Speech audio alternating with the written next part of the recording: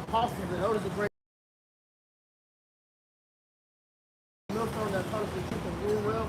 And peace and salutation to the elect. We say shalom. Shalom. All right, we'll get right into it. This is 1 Peter chapter 4 and verse 7. But the end of all things is at hand. Right. Be ye therefore sober and watch unto prayer. Right, and it says the end of all things is at hand. If you're looking at what's going on in the news, man, hey, we are watching America's fall happen right before our eyes, man. You know, this is a beautiful thing if you're in the spirit of the Lord, man, because these are the things that we have been prophesying about since we learned about the truth, man. Here, going back and watching the elders and apostles, you know, and their teachers teach about these things, man. We're witnessing them coming to pass now, man. All right, and Esau, Edom, the so-called white man, is in heavy, you know, enchantment mode right now, man. Sending all types of different, you know, false flags, psyops, and different things out here, man, to galvanize the people's minds into a state of fear, so that they can be used to control what their agenda is being brought in with, man. All right, read that again. This is 1 Peter 4 and 7. But the end of all things is at hand. Be ye therefore sober and watch unto prayer. Right, so as it says, be ye therefore sober and pray. All right, because that's the main covering that we're gonna need in these days, man. All right, is wisdom and prayer. All right, because hey, the devil is heavy at work right now. Matter of fact, get Ephesians 6 chapter real quick off the chart. This is the book of Ephesians, chapter 6, verse 10. Finally, my brethren, be strong in the Lord. Right, be strong in the Lord, because look, as I mentioned, man, what we've been waiting for is happening. All right, now is not the time to be getting cold feet, man. All right, the finish line is right up ahead, man. Yahweh Shai is on his way back. So everything that we've been wanting to happen, because what we're seeing as far as the breakdown of this country, man.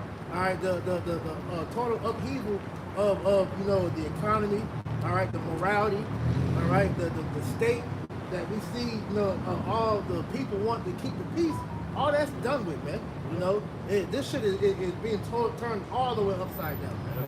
All right. Ephesians 6 and 10. Finally, my brethren, be strong in the Lord and in the power of his might. Right, be strong in the Lord and the power of his might. And what's the number one thing that gives us that power? Is our ability to come upon the names of the Lord. Right. Because the fact that we know the names of Yahweh, while Yahweh Shai, man, hey, we're a step above the rest of these people out here, even the other Israelite groups, man. Because though they may know that they're Israelites, they're missing that main key ingredient, which is the name of the Lord, man. All right? Because the name of the Lord, as the scripture says, is going to be our strong tower for us to run into when all hell breaks loose, man. Because don't be fooled. All these psyops that Esau's doing, trying to make Jake the face of terror, all right? These things are going to be brought to a head against the prophet first and foremost, man. All right? So don't get shit twisted, man. All these things are being done, all right, to come against us, man. All right? Verse 11. Put on the whole armor of the Most High, that ye may be able to stand against the wiles of the devil. Ephesians 6 and 11. Put on the whole armor of the Most High, that ye may be able to stand against the wiles of the devil. Right, so put on the whole armor, all right, of the Lord, that you may be able to withstand, all right, the evil that's being brought upon this earth. All right? Walk with wisdom, as we just read earlier, all right? Because that's going to be the main protection, all right, from all the shit that's about to come down the pipe, man. All right? Hey, brothers got to be in full Clark Kent mode, man. All right? Hey, now is not the time to be trying to show how much of a super duper Israelite you are, man. All right? For we wrestle not against flesh and blood, but against principalities, against powers, against the rulers of darkness of this world. Right, and we understand that, hey, these devils are doing heavy enchantments right now. Like I mentioned earlier, man, hey, wickedness is high at hand right now, man. All right, as you're seeing through the media, like I said, Jake is being made the face of terror right now, man. All right, as you saw from these different things that happened as far as this fake ass attack that happened on the train, that incident that happened at the Utah, you know, university, the old boy getting shot in the neck, supposedly, you know, all these things are going to be catalysts to bring forth, you know, this AI infrastructure to really crack down on the word going out, man. Yeah. All right? What Esau is doing right now is called psychological warfare. He's playing on the minds of these people by manipulating them with deep faith attacks and stuff like that. So he's literally waging war against the citizens of Babylon because he has bigger agendas at hand and he wants to get implemented. And that implemented is what? That Palantir, the surveillance, to control the narrative, everything you see in society, he wants to have full control of it, man. Yeah, and that's what you see him implementing in society right now. Yeah, that's the Gideon, what you're talking about. The Gideon project, that's right. Because the Gideon is pretty much the whole thing that Minority Report was about, man. All right, the free crime. All right, so they can start, monitoring the things people are saying online. All right, different things that's being talked about through society, and they can determine whether somebody is a potential threat or not, man. Right. So you already can tell that this word is going to be used against the believers. But as brothers have been making the statement throughout the different lessons, man, all right, don't give Esau an easy layup to come against you, man. All right? You got James Harden, the nigga, move out the way. Let the motherfuckers, come on, don't let Esau do that to you, man. All right? If we're going to be persecuted, let it be for the word's sake, man. All right? Because at the end of the day, what we're doing is not wrong. All right? In the eyes of these people out here, it may look like we're doing something wrong, but it's because these people, they hate the Lord, man. Right. Hold that, get St. John 3:19 real quick on the shot. Because that's really what it comes down to, man. Hey, you people have been subverted to the point to where y'all believe that what we're doing is wicked, man. Y'all really hate the truth that's coming out the Bible. And that's all we're bringing up. We're not telling you things off our own minds now. We do use different talking points from different things from the world, but at the end of the day, all of these different things we put with the scriptures, because that's where all information really comes from in the first place, man. This is John chapter 3 and verse 19. And this is the condemnation, that light is coming to the world. Right, this is the condemnation, the damnation of society is being brought forth through the correction of the word being brought out, man. Right. And because we live in a wicked ass world, all right, these people are offended when they hear true righteousness being brought out, man. Right. It says, and men love darkness rather than light, because their deeds were evil. Right, so because people love darkness more than light, they love their wickedness as long as they're not being called out for it. And that's the main reason why you see all this turmoil being brought up in the media, man. Because, hey, these people's wickedness is being brought to the forefront, man. All right, what them smart hats doing over there in Gaza, all right, to the little things, well, I can say little things, but to the things happening on the home front, man. The child sex trafficking, all right, the organ trafficking, all right, the murder in cold blood in the streets, man. All right, the total defranchisement of you so-called Negro and Native Americans, man. All right, now all these things are being called out, and we're using the scriptures to justify these things, all right, being brought out. The world's coming against us for it, man. So we're in a time to where, like it says in Isaiah 59 and 15, we're being persecuted for righteousness' sake, man. Because we speak the truth, we are made target number one, man. Exactly. Yeah, what was the movie? Enemy of the State, like Will Smith. Yep. Yeah, that's how they view the Hebrew Israelites, man. Project Megiddo, Rex 84. Project Megiddo and Rex 84, that wasn't brought up and having the Hebrew Israelites in there for no reason, because they knew a time was coming where the Negro Latino Americans was going to wake up and come back to their nationality, so they was already going to have some stuff in place where they can try to fight against it, but you just do for the will of the Lord, man. Right. Because as the brother just mentioned, we got to understand, man, these devils are doing high level enchantment to make it to where Jake will not receive the truth, man. Right. All right? Like you have, what's my man,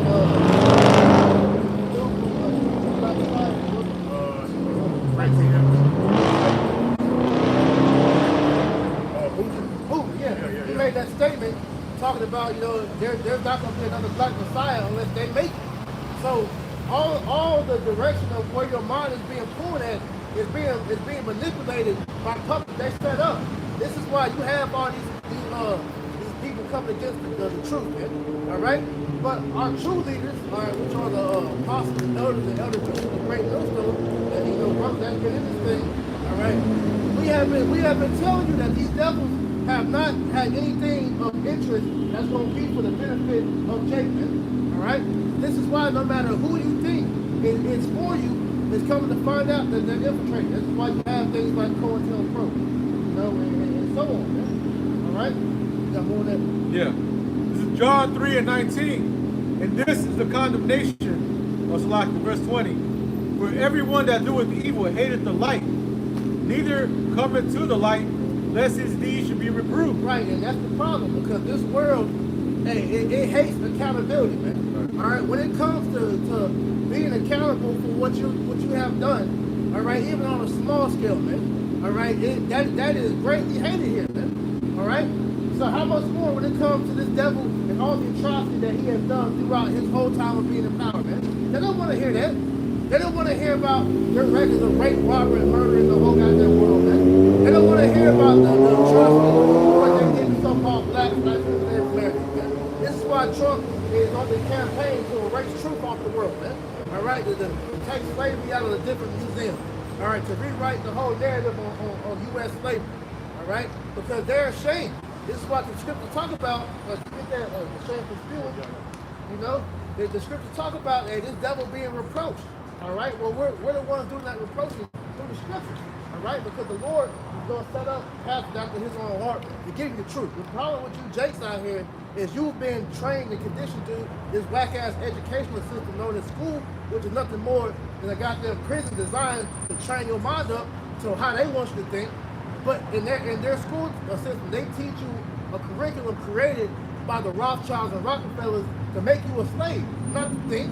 All right? So you a fool if you think your person is going to teach you who you are. All right? Because they know it's power behind identity, man. Why did they took ours, man? The biggest identity for them known to man. Let me start at verse 15. Habakkuk chapter 2, verse 15. Woe unto him that giveth his neighbor drink, that putteth thy bottle to him. Right, and that's what Esau continually does, man. All right? It's a thing called problem, reaction, solution, man. Right. All right? Esau creates the problem, all right, to see how the people react, and then he brings forth the solution. So what Esau did, as far as what you tried, man, all right, he created you a pseudo-culture after he took your culture. Because according to Jeremiah 17:4, it says we're going to fall away from who we are, man. All right, so when we were brought over here, they beat our heritage out of us, and they gave us an identity. This is why you people call yourselves blacks, Latinos, Native Americans, all right? Hispanics, whatever else, you know, bywords, proverbs, you know yourselves by. But these names were given to you by your enemy. All right, your true nationality, according to the Bible, all right, so-called black man, you're a Judite, all right? Issachar, you know, and so on, you know, down and so on, man, all right? And it says, it maketh him drunken also, that thou mayest look upon his nakedness. Right, and that's what Esau did, man. And he made our people drunk by giving you crack, all right, heroin, all right, giving you Christianity, Catholicism, Islam, all right, all these forces, man, that you people love and trust in, man. All right, but when it comes down to it, what are these different things doing to prepare you for how we see the world going today, man? What is your belief system and your doctrine preparing you for the coming of destruction, man? All right? Because we all can see this place is going down the shitter, man. All right? And these people are one faithful man.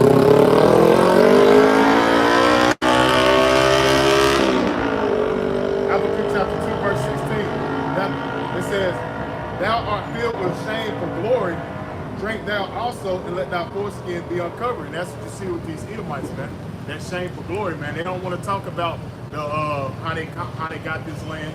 They don't want to talk about how they basically took the so-called Negro, Latino, Native American heritage and put it onto themselves. They don't want to talk about all the atrocities they have done to the people on this side, man. They want to get rid of that. Like the brother said, Trump wants to get rid of that. He want to get rid of the critical race theory. He don't want that to take place. Why? Because, hey, that brings that shame upon his glory, man. Here it is, he brings you, have you thinking that he's this so-called white knight and Christopher Columbus came and came for and discovered America. How can you discover a place where people was already dwelling, man? Yeah, like perfect example of that shameful spilling. We all just got that damn Amber Alert, right? Exactly. So if this was truly a God-fearing country, all right, they have this AI technology, like you mentioned earlier, Palantir, that has the ability to find anybody in the world. So why aren't you using your AI technology to go find all these missing kids that happen to get get abducted every goddamn day, man. Yeah. You wouldn't need an Amber Alert if you were using politics for righteousness, man. You know? Because at the end of the day, we knew what's going on with these kids, man. Exactly. We know that sex trafficking and child trafficking is the most biggest business around the world. And guess what? That's in the Bible. Because the first ones you've been sex trafficking since your establishment been these people on this sign, man. And that's in what Joel the 2nd chapter, man. It's 3 and 3. Yeah, in 3 and 3. That ain't changed, man. And that's shame upon your glory now, because everybody knows that the so-called white man, he is, he's the balanced person on earth, man. He's the biggest sex trafficker. Yeah. He's the biggest drug dealer. Yep. He's the biggest gangster, the Yep. murderer. He's the original OG and on all things wickedness, man. But he has used the media to portray you so-called blacks and Mexicans and Native Americans as that. Mainly you so-called blacks because y'all the main enemy, the tribe of Judah, because you're the head tribe. Yeah, and it showed that when it happened a couple of days ago, they were so upset that they wanted to be somebody that wasn't from here when it took place in Utah. They were so upset that what the governor say, I wish this wasn't somebody, one of our own. I was praying 33 hours that this was somebody else. Basically saying, and then he looked at the colored dude, the Indian guy, because he wanted to be somebody else so bad that he was ashamed that it was his own people. But you've been the main one going around here doing this anyway. Everybody knew when that took place. And as a black people, we say, sound about white. Bro, we already knew. Who leads the league in mass shootings? Right. That's an easy question that everybody knows. All right, everybody knows the answer to, man. But see how Esau Edom is shaping this narrative up, man.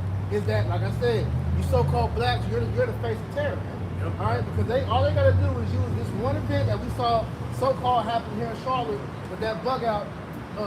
Acting like he was stabbing an old girl in the train, and that whole thing blew up to where now all the talking points from these different podcasts and interviews, now the black man is the most dangerous person here around on the earth, man. Yeah, now you're 300 more times to be attacked by a so-called black man than any other race. Yeah. The so-called white race is the most preyed upon race on all the planet. But who is the biggest fucking murderer throughout the whole world, man? Who literally has the power to go through all countries and create mass death in the blink of an eye, man? Yeah, look what Gaza. And then he tried to use the statistics, but your own statistics fight against you. You want to use that narrative as far as that crime that took place, but every day the statistics show that it's 63 murders a day. But you're trying to label one murder and say, oh yeah, look at the black man, he murdered a white lady. But you murder, but they ain't talking about the black lady that got chopped up in 63 Milwaukee. They ain't talking about that though. Yeah, they're not talking. See, they're not talking, but they got Esau likes to use talking points to manipulate, play on the emotions of the masses, because he know that the government is what? Government means control, mint means your mental, your mind. So they like to play on the minds of these people, because these people are sheeple, man. That's why they play on their phones all day. They listen to what their government, how to think, how to cry. They play on their emotions, man. But as far as the statistics, when you look at statistics, they say, oh, y'all are the smallest population here in America. As far as 13%, you commit 50% of the crime. But the statistics speak contrary to that the majority of the crime is committed by the so-called white man, 70%. Right, because just adding to that, because to mask that, what they now started doing was adding in, so-called black on black crime. Mm-hmm. So these mass shootings that have jumped up, from the 90s and on whenever that shit, Columbine and all that stuff. Just Columbine. Esau starts putting in gang shootings and all that to add it in to try to mask his statistics. Yeah. All right. So now, like I said, the media is using this to infect people's minds. Now, to think that it's the black man's problem. All right. Go ahead. Let's keep going. This is Psalms 144, verse 11. Rid me and deliver me from the hand of strange children, whose mouths speak vanity, and their right hand is a right hand of falsehood. The media. Pretty much the line back on what you were saying, like what Esau do is, he'll put it to where, on this side, he's doing, because you mentioned he had like 63 murders, but then Jake could do something, and then it'll be all fingers pointed at Jake. Pretty much what Esau do is he'll sensationalize the situation and put it to where he's using deception in his favor. Yeah. Right. That's the power of his media, which is witchcraft. Because the media, the televisions, Okay. They say they don't use radio no more, but radio was a major thing back, in the 70s, 80s, all that. Every form that can reach people and influence your mind, Esau is using that to pretty much bring forth his narrative of how he wants things to be said. But like you said, these people's minds, their thoughts, those are not your actual thoughts. Those are things that they're telling you how to think. Because you people lack the ability to know how to really think. When you ask them a critical question, it is by default you're trained to go into what Esau wants you to say. That's how you know you people on the heavy and heavy. Right. You know how to think for yourself. Right. Especially like the brother said, you know how to do basic critical thinking when it comes to even small matters, man. That's why it says what Sirach 5 and 15, be not ignorant any matter small or great. But that's the mindset of a lot of these people, man. That's why it's best not to even talk to a lot of these people because they really dumb down, man. Especially now. Yeah. This is Habakkuk chapter 2, verse 16. Thou art filled with shame for glory. Drink thou also, and let thy foreskin be uncovered. Right, and that shame is being masked by anger. Because the fact that Esau keeps being called out for all the things that he's been doing throughout all these throughout all history, they're misdirecting that shame into anger. That's why they're blaming you niggas now, man. Yeah. All right, how dare you continually remind me of what I used to do to you, man? Yeah. What I'm still doing to you, man. Yeah. You know? Yeah, let white men fight back. Fight back against who? Yourself? Right. Because like you see, like Charlie Kirk and all these other Edomites, when you listen to the talking points that they're saying, they're pretty much saying that hey, they have to coddle themselves to so-called blacks out here because you're the biggest complainer on the whole earth. Everything that you say is wrong is our fault. But it's true. But it's true though. It is true, but at the same time, it's elements to it as well, because you do have these niggas that do leech off the system. Yep. All right, these damn YNs, these damn nigga women, that don't do shit, but just they're useless eaters to another degree, man. Yeah, but at the same time, they lead the league as far as welfare, DEI. They try to blame Jake as far as the black man, he get DEI. That's, hey, I don't trust him, but you lead the league in DEI. But my point is to bring that up because he'll even tell you that the minority doesn't make the majority. How they're trying to make it seem is like that small little rotten bunch is pretty much the whole majority. Right. But when it comes to him, when we talk about mass shooters and the rape, every white person isn't like that. No, we know that. That's not all of us. So you see the double standard. Like I said, I keep bringing up witchcraft, but that's what these enchantments are showing. Right. All right? Esau is telling you that these things are being done because that's how you want to think. So now, Edomites have a high mentality. So all you got to do is tell one Edomite this. It's like a reader.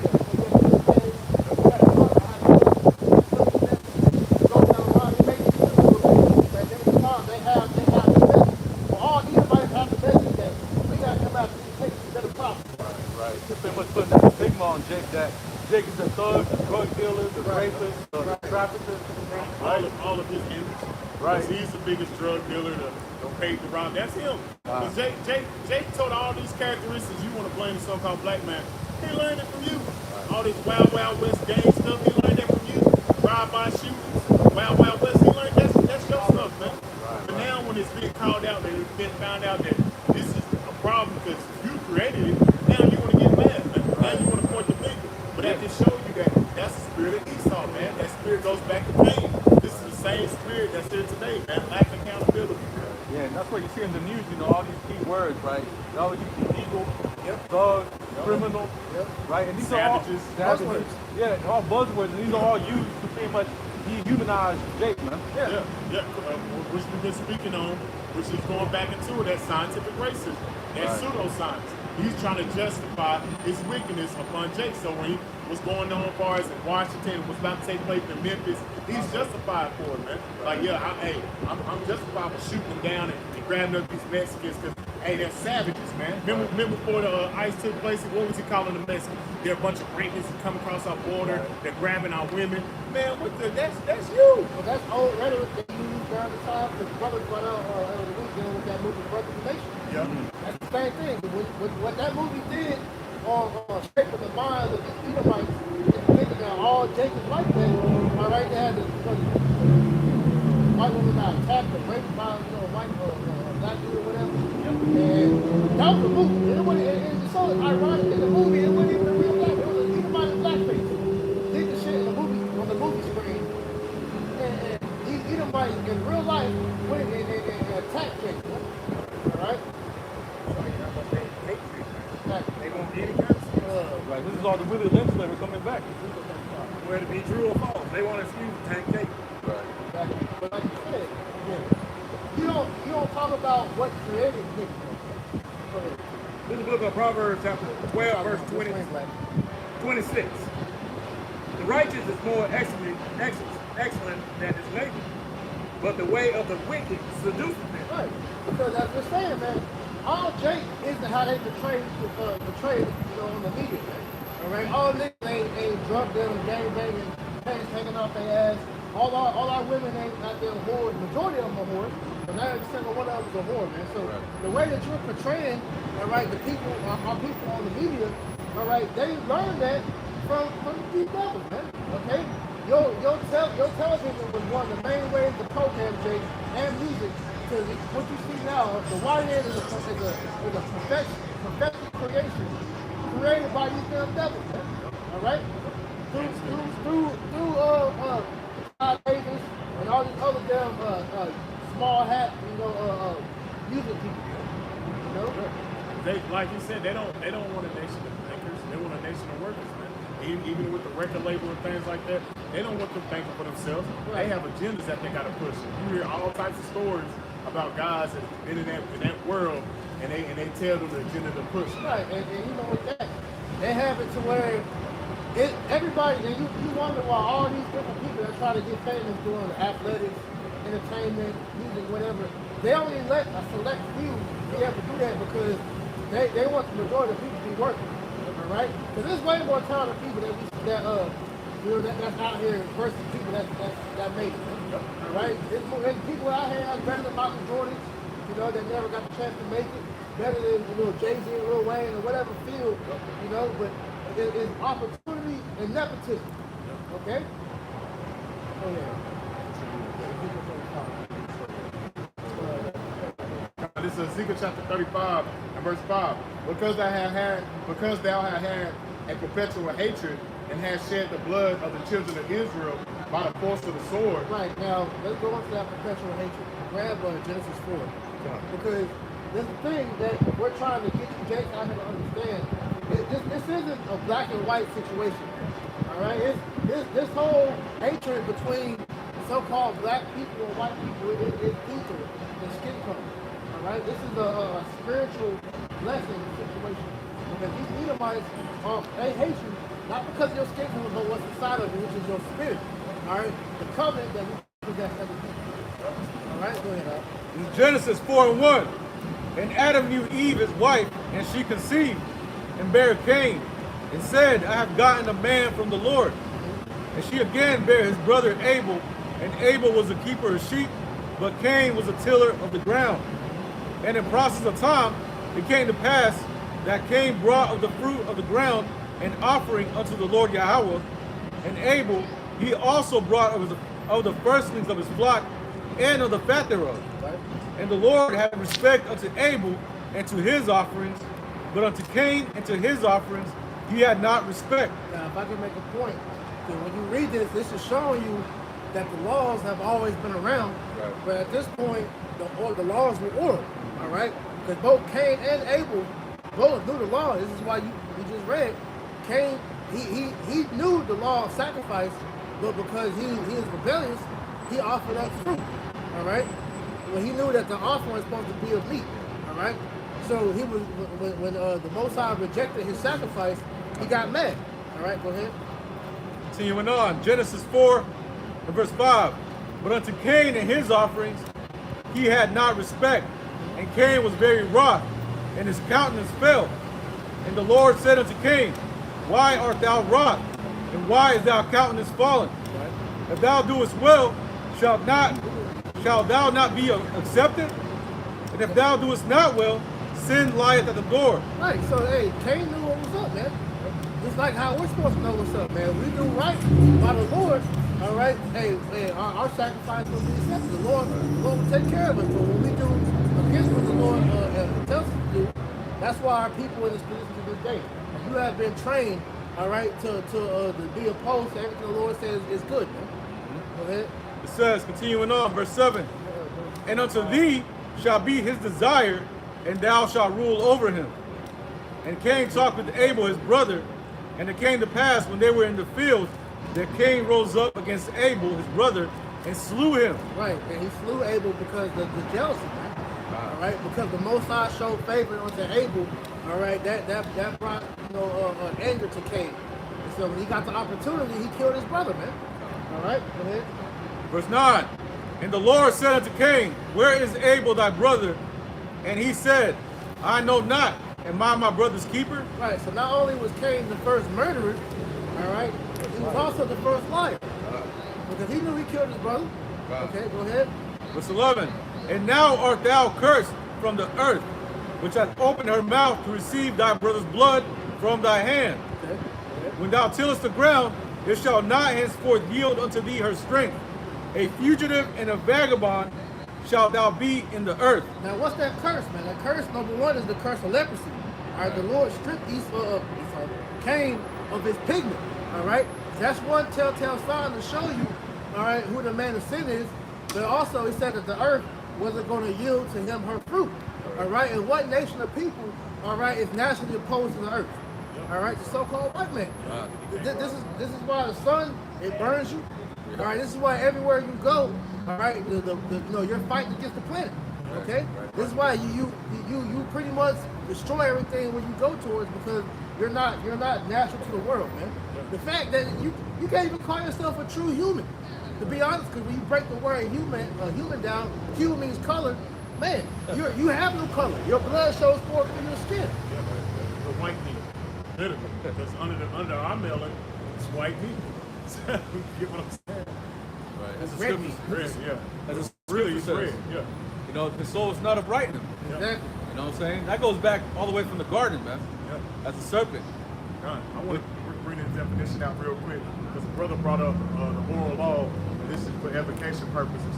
And it says an oral law means by a body of teachings and interpretation and the traditions which were originally passed down by word of mouth rather than written down. So these are traditions that was brought up. So he already knew what sacrifices he's supposed to be upholding in that time, man. What did he do? We went left, man. When you read, just to get that explanation that I believe in Genesis 2 and 25 about when the Lord put the breath of Adam. Yep. All right. Now, when the Christians teach about Adam and Eve, they speak about Adam and Eve as just one man and one woman. No, it was a nation of people called the Adamites. And out of the Adamites, the Lord chose a specific line out of the Adamites, which was later known as the sons of God. All right, and when He breathed into them, all right, that breath ultimately was that that covenant that He made with the sons of God to keep His ways.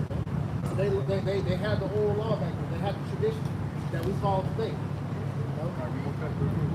Now this is Genesis chapter 2 and verse 7, and it says, and the Lord power formed man from the dust of the ground and breathed into his nostrils the breath of life, and the man became a living soul, living spirit. When you read the definition for that word breath in the Washington Kodash, it goes back to Rakam, all right, which is the Holy Spirit.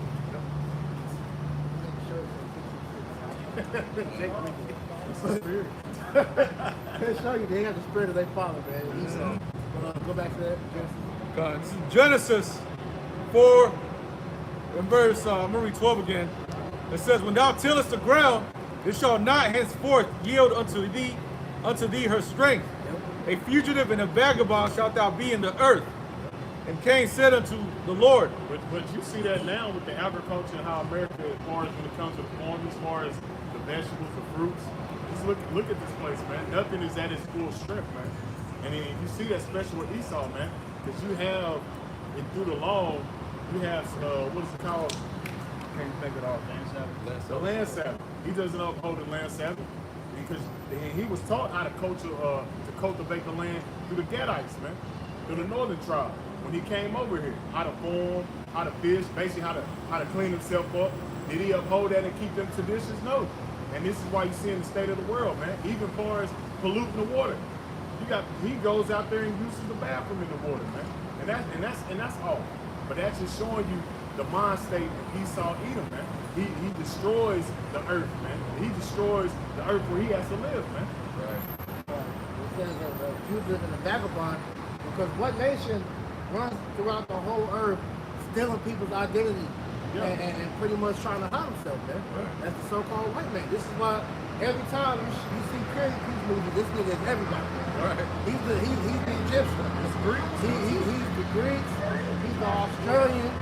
He's the African. Israel. He's the Israeli. You know? He's everybody but Esau, right? Everybody but Esau. All the names that we speak on, as far as the Greeks, that's not his nationality. That's not his true name that was put on him. That's names that's from other nations, man. Even the Romans, they're not the true Romans. That's names that he took as well, man. So that's history that people don't like to get into, man. He was claimed to be Japheth. Yeah, the Japhites. Yeah. This is the book of Micah 2 and verse 2. And they cover the fields and take them by violence, and houses, and take them away, so they oppress a man in his house, even a man in his heritage. That's his history. All right. How was this man able to pretty much get the whole world? You can get that in Maccabees. You know, First Maccabees tell you the history of Alexander the Great. Yep. How this man went and conquered all the known world at that time. It's in Esau's nature to go and conquer land. You know? Yep. And then it says what? According to Psalms, that he called the name after his own. You know? So the sentiment shows you that this man is the true savage in the earth. Yep. You know? Because everything he was doing was going off according to the Bible. You should not change lands or names and stuff like that. Changing your neighbor's landmark. Yeah, and he does that. That's who else is doing that, man? Right. Esau Edom, man. Change the time. Change the times, the laws, and the seasons. Everything. Who done that? The point going back to that right there, going back to Cain, all right, is the beginning of that identifier so we know in today's time who the man of sin is, right? Yeah.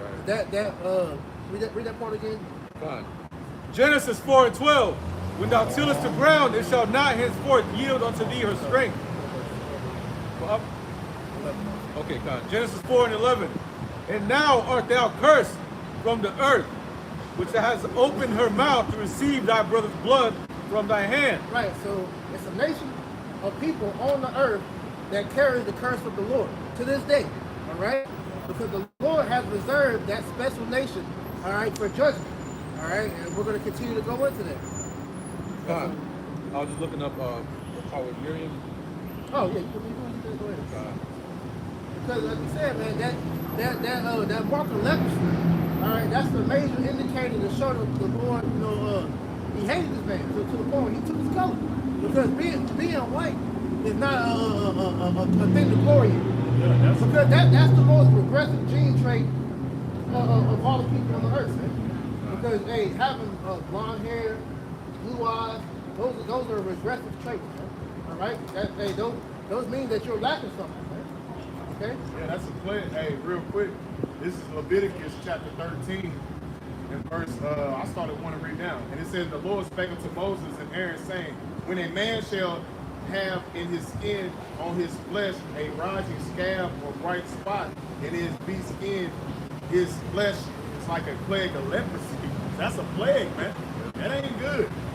And they are called what? A clean leper. And it says, then he shall be brought unto Aaron the priest, or unto one of his sons, and the priest shall look on the plague and the skin of the flesh, and when the hair in the plague is turned white, and the plague is sighted deeper, then the skin on his flesh, it is a plague of leprosy, and the priest shall look on him and pronounce him unclean. Yeah, so you're ceremonially or ritually unclean if you have leprosy. And you see that like a good example because they act like these things don't happen today. All right? Now, I tried to tell one of my homies this when I first came into the truth about why so-called white people look how they do. And he countered the scripture with some type of scientific term. I forgot what they said. But Esau tries to hide the fact that he has leprosy. You still see that today. Vitiligo? Yeah, Vitiligo. Vitiligo, yeah. No, you have, like example, you have that chick, what's her name, Willie Harlow. Yeah. The one that they call Kuzma. Yeah. That's leprosy when you see people with white spots on them. Man. And they changed leprosy to you have boils and sores and stuff like that. They changed the meaning of it. Yeah. Sure, that's the devil, man. Yeah, because if you even get down deeper within this Leviticus 13 chapter, it speaks on the blonde hair as well, too, man. That's what we call what excessive genes. Yeah. And it says, if Leviticus 13 and 4, if the bright spot be white in the skin on his flesh, and the sight be skin deeper than the skin, and the hair thereof be not turned white, then the priest shall shut up him that have the plague 7 days.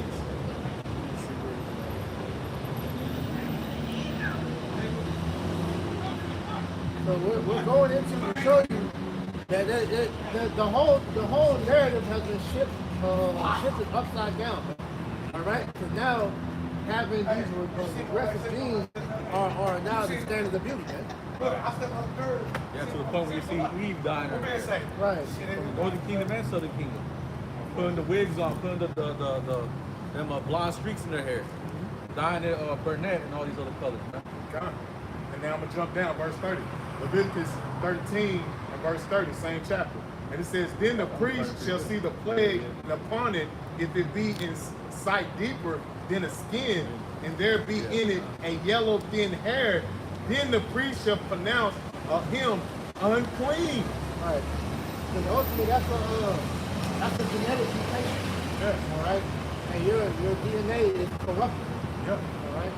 So, just saying all that, man, the nerve of this man to try to make the Lord, the Holocaust, or who the world calls, Jesus, a clean leper. All right. Somebody that's, completely white, that's would be considered a clean leper, man, which means that you're unclean. So the fact that you're parading that picture of Cedric Bourgier as the Lord, man, that's a direct slap in the face of the Lord, man. Which will then make null and void his sacrifice, man. Right. Because the scriptures talk about, man, he's supposed to bring forth a good sacrifice. If he was the so-called white man, all right, that was sacrifice not accepted by the Lord, man. All right? But just going back to the point of the curse, all right, Esau was cursed due to that curse of Cain. All right, we'll finish out that real quick. Can I get that numbers? Or go back to Genesis? Go there and then bring it out. Okay. Just go and bring it out. Okay. So this is Numbers 12 and verse 10. I'm going to get to the point. It says, and the cloud departed from off of the tabernacle, and behold. Now, mind you, this happened. All right, so we have a summary of what took place. Miriam and Aaron was pretty much, talking shit against Moses, right, because he had a heathen wife, right? Right. All right, and there was, to the point to where the Most High became angry. So what we're reading right now is the Most High's punishment that he did to Aaron, to Miriam. Because mind you, when you read this, Aaron didn't get punished. Right. It was Miriam, because number one, she was a woman. Right. And so the fact that she was even speaking out against her brother Aaron was a no-no. Okay? Right. Go ahead. So it says, Numbers 12 and 10. And the cloud departed from off the tabernacle, and behold, Miriam became leprous, white as snow. Right, meaning that she had her color taken away. So now Miriam, all right, who originally was a so-called black woman, right, now she looked like a so-called white woman. Go ahead. It says, and Aaron looked upon Miriam, and behold, she was leprous. Right, because let's use common sense right now. So if all the men and women of the Bible was already so-called white, why would this be stated? Right. So where the Lord said he took her color away. Why don't you Christians ever bring this out? Right. And then like I was in Leviticus 13 chapter, that's in the law. Why don't y'all bring that out as well? Okay, come. Verse 11.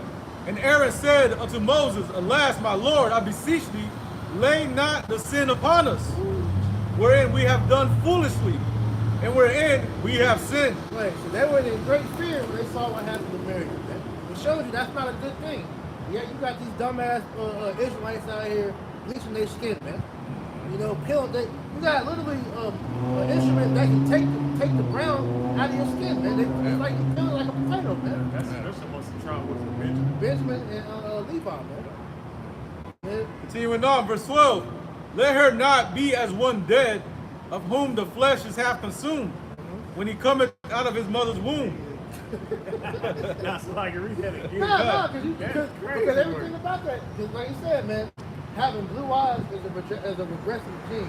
Having blonde hair, because hey, you notice that their hair is droopy. Yeah, it's just It's laid dead. dead. It's dead. Yeah. Hey, your hair is supposed to stand straight up. That's why black people with their hair, even Instagram, man, their hair sticks up. It's know? this energy. This energy. It's a That conductor. yeah, that static. Conductor. Road. Yeah. God, reading it back, Numbers 12 and 12. Let her not be as one dead, of whom the flesh is half consumed, when he cometh out of his mother's womb. They're mixed at this point. You're like, yo, Mary got cursed. Right. And what was they saying? Hey, back up. Get away from it. Yeah, back up. So I take it. God, verse, Yeah, verse 13. And Moses cried unto the Lord Yahweh, saying, Heal her now, O power, I beseech thee. Give her color back. Right. And the Lord said unto Moses, If her father hath spit in her face, should she not be ashamed 7 days? Let her be shut out from the camp 7 days, and after that, let her be received again. Because she was a woman and she spoke out against man, the Lord gave her leprosy and then kicked her out the camp for 7 days, man. So just imagine as a woman being out in the nature, just by yourself, no covering, man. You at the mercy of the elements, man. The fucking animals and everything else. So you know she was terrified, man. So Mary basically looked just like that right now. Verse 15.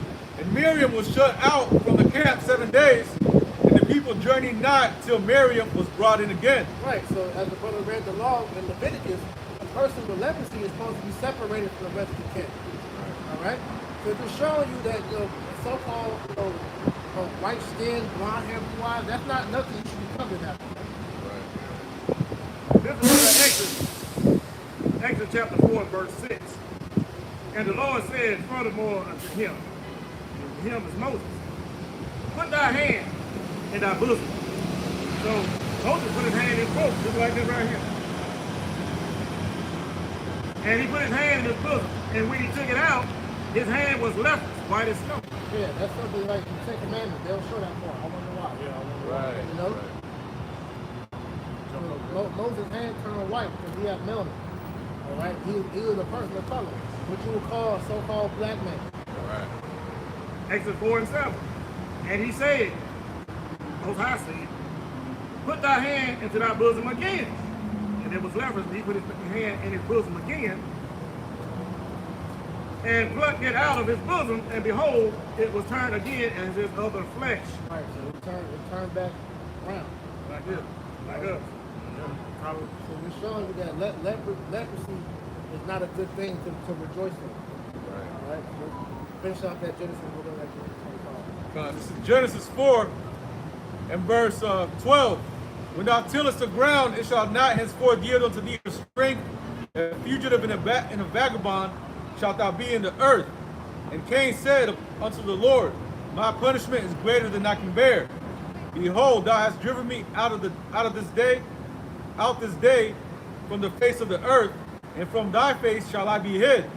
And thou shalt be a fugitive and a vagabond in the earth. And it shall come to pass that everyone that findeth me shall slay me. And we're at that point now to where everybody is identifying the so-called white man as that fugitive, man. Right. All right, he's been running from his judgment since the beginning. Right. All right. So now all eyes are on us, man. That's why these devils are doing what they're doing to try to protect themselves. Now I'm gonna keep bringing out that tweet that Elon Musk said the other day. All right, because these devils, their backs against the wall, man. All right, so they know that these nations, not even just Jake, but all these nations, are about to come for his blood, man. All right, so it says, breaking.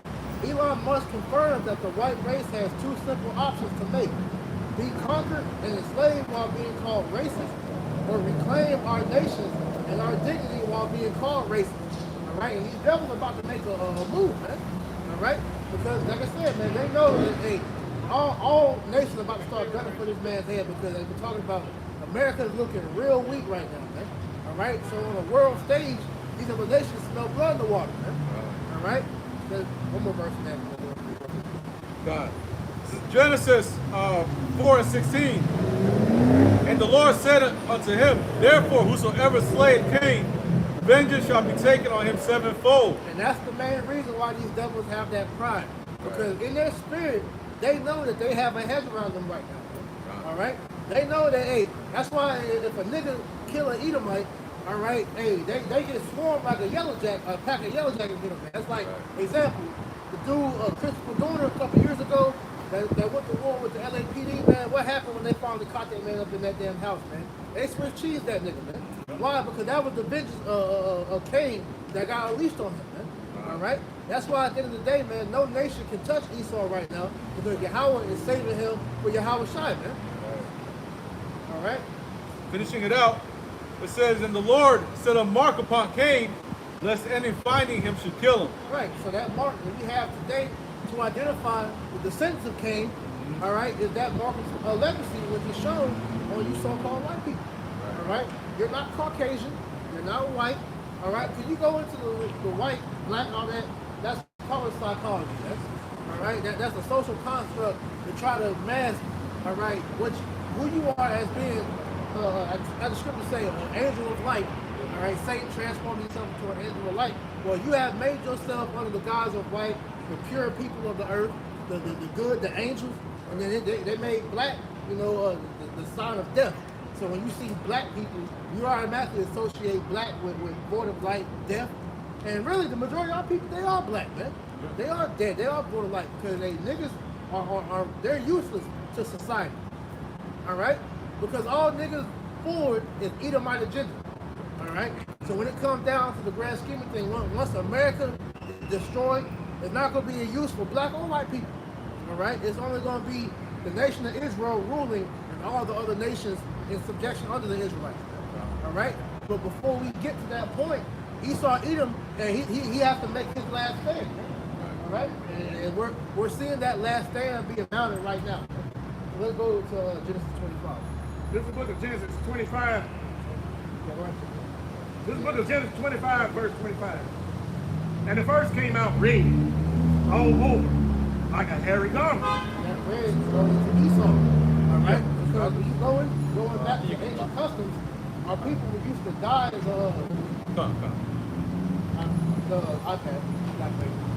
we would dye our garments red.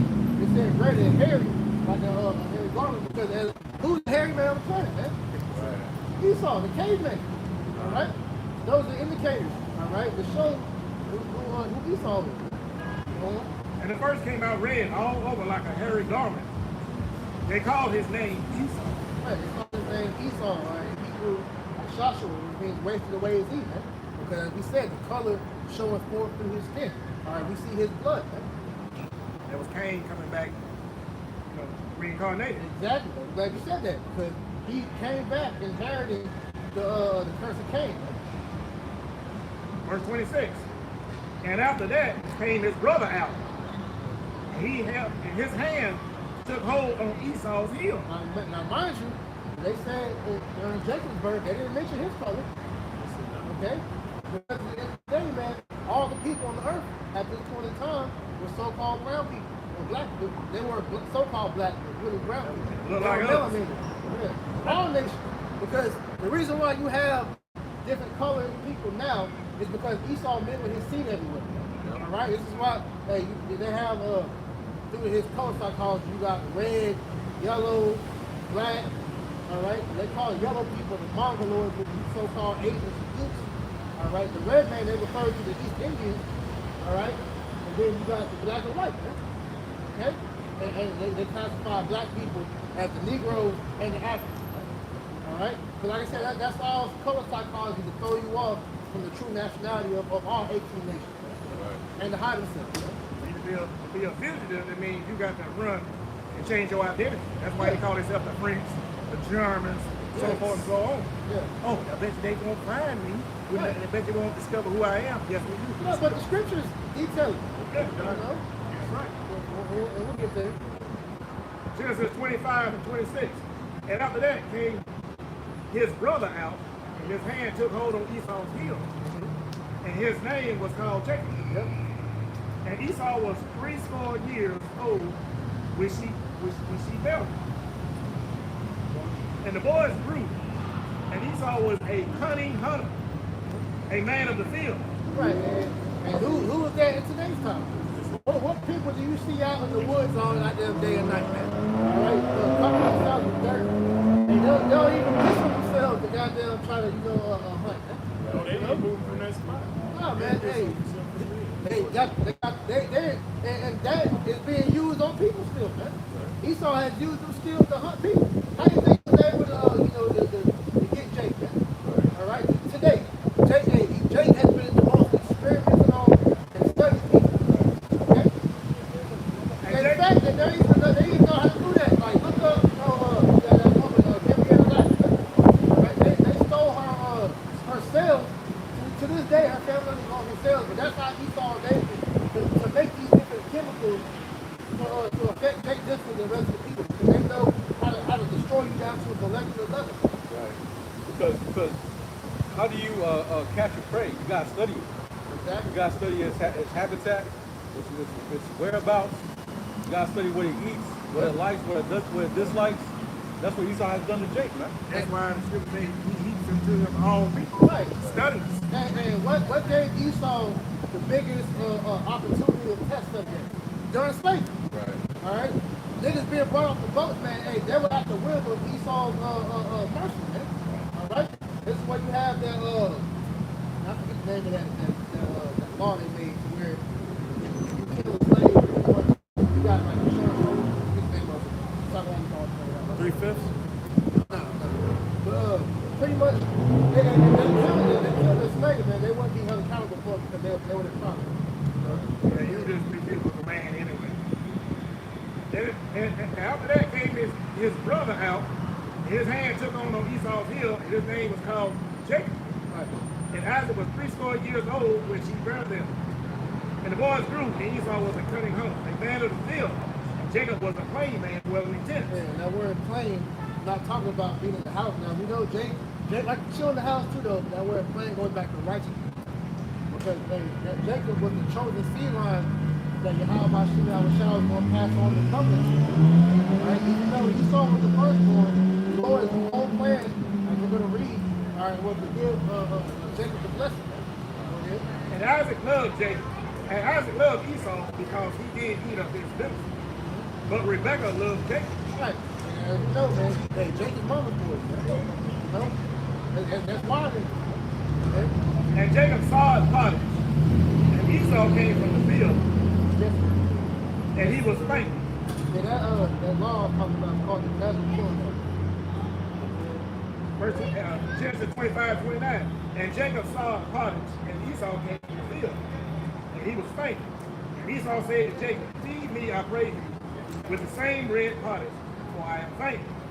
Therefore was his name called Edom. Edom means red. And Jacob said, sell me this day thy birthright. And Esau said, behold, I am at the point to die. And what profit shall this birthright do to me? And this right here shows you that the Edomite man cannot stand suffering and adversity. It's not built of it. This man was hungry to the point where he said he was going to die. He couldn't even wait for the fucking pottage to be cooked. Go ahead. And Jacob said, swear to me this day. And he swore it to him, and he sold his birthright to Jacob. So right, so Jacob and Esau had a lawful agreement. All right, they both agreed upon that. If I give you this pottage that I'm cooking, you'll give me your birthright. Esau said, yeah. Go ahead. Genesis 25:34. Then Jacob gave Esau bread and pottage of lentils. And he did eat and drink and rose up and went his way. Thus Esau despised his birthright. Right, so Jacob already knew, I got Jacob means likewise. Okay? And he's supplanting Esau. He already knew, which is all the spirit. All right, that this man is I'm like this. Right? Okay? That was good. Jump to Genesis 27. Because as we just read, man, hey, there was a lawful agreement for that birthright. Now, we're going to get into why Esau Edom hated Jacob. This is Genesis 27 and verse 18. And he came unto his father and said, my father. And he said, here I am. Who art thou, my son? And Jacob said unto his father, I am Esau, thy firstborn. Right, but this chapter is getting into the passing down the birthright. All right, so as we're here, all right, Isaac is about to bless Jacob and Esau, the birthright. Go ahead. I have done accordingly as thou badest me. Arise, I pray thee, sit and eat of my venison. Right. When you get the summary of this chapter, all right, Rebecca pretty much, told Jacob to finesse Isaac. Isaac was blind at this point in time. So he had to dress up as Esau, all right? Smell like Esau and everything, all right? She took up the meat for him to go give his father. This is how he about to supplant Isaac and the blessing of his birth. I pray thee, sit and eat of my venison, that thy soul may bless me.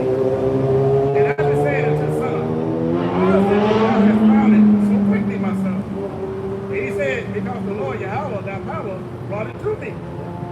And Isaac said unto Jacob, come near, I pray thee, that I may feel thee, my son, whether thou be my very son Esau or not. And Jacob went near Isaac, his father, and he felt him. And he said, the voice is Jacob's voice, but the hands are the hands of Esau. And he discerned him not, because his hands were hairy, his brother's Esau's hands, so he blessed him. And he said, art thou my very son Esau? And he said, I am. And he said, bring it near me, and I will eat of my son's venison, that my soul may bless thee. And he brought it near to him, and he did eat. And he brought him wine, and he drank. And his father Isaac said unto him, come near now, and kiss me, my son. And he came near and kissed him, and he smelled the smell of his raiment, and blessed him. And said, see, the smell of my son is as the smell of the field which the Lord Yahweh had blessed. Therefore the Most High give thee of the dew of the heaven, and the fatness of the earth, and plenty of corn and wine. Right, so hey, Jacob just inherited the birthright, right? And the kingdom pretty much is what Jacob was given. Okay? Okay? Let people serve thee, and nations bow down to thee. Be Lord over thy brother, and let thy mother's son bow down to thee. Curse be everyone that cursed thee, and blessed be he that blessed thee. Right, so this rulership that's going to come, when the Messiah ushers in that new heaven. All right, this is what's promised for Jacob. What's heavy is that's Yahweh's child in the reincarnation. Exactly.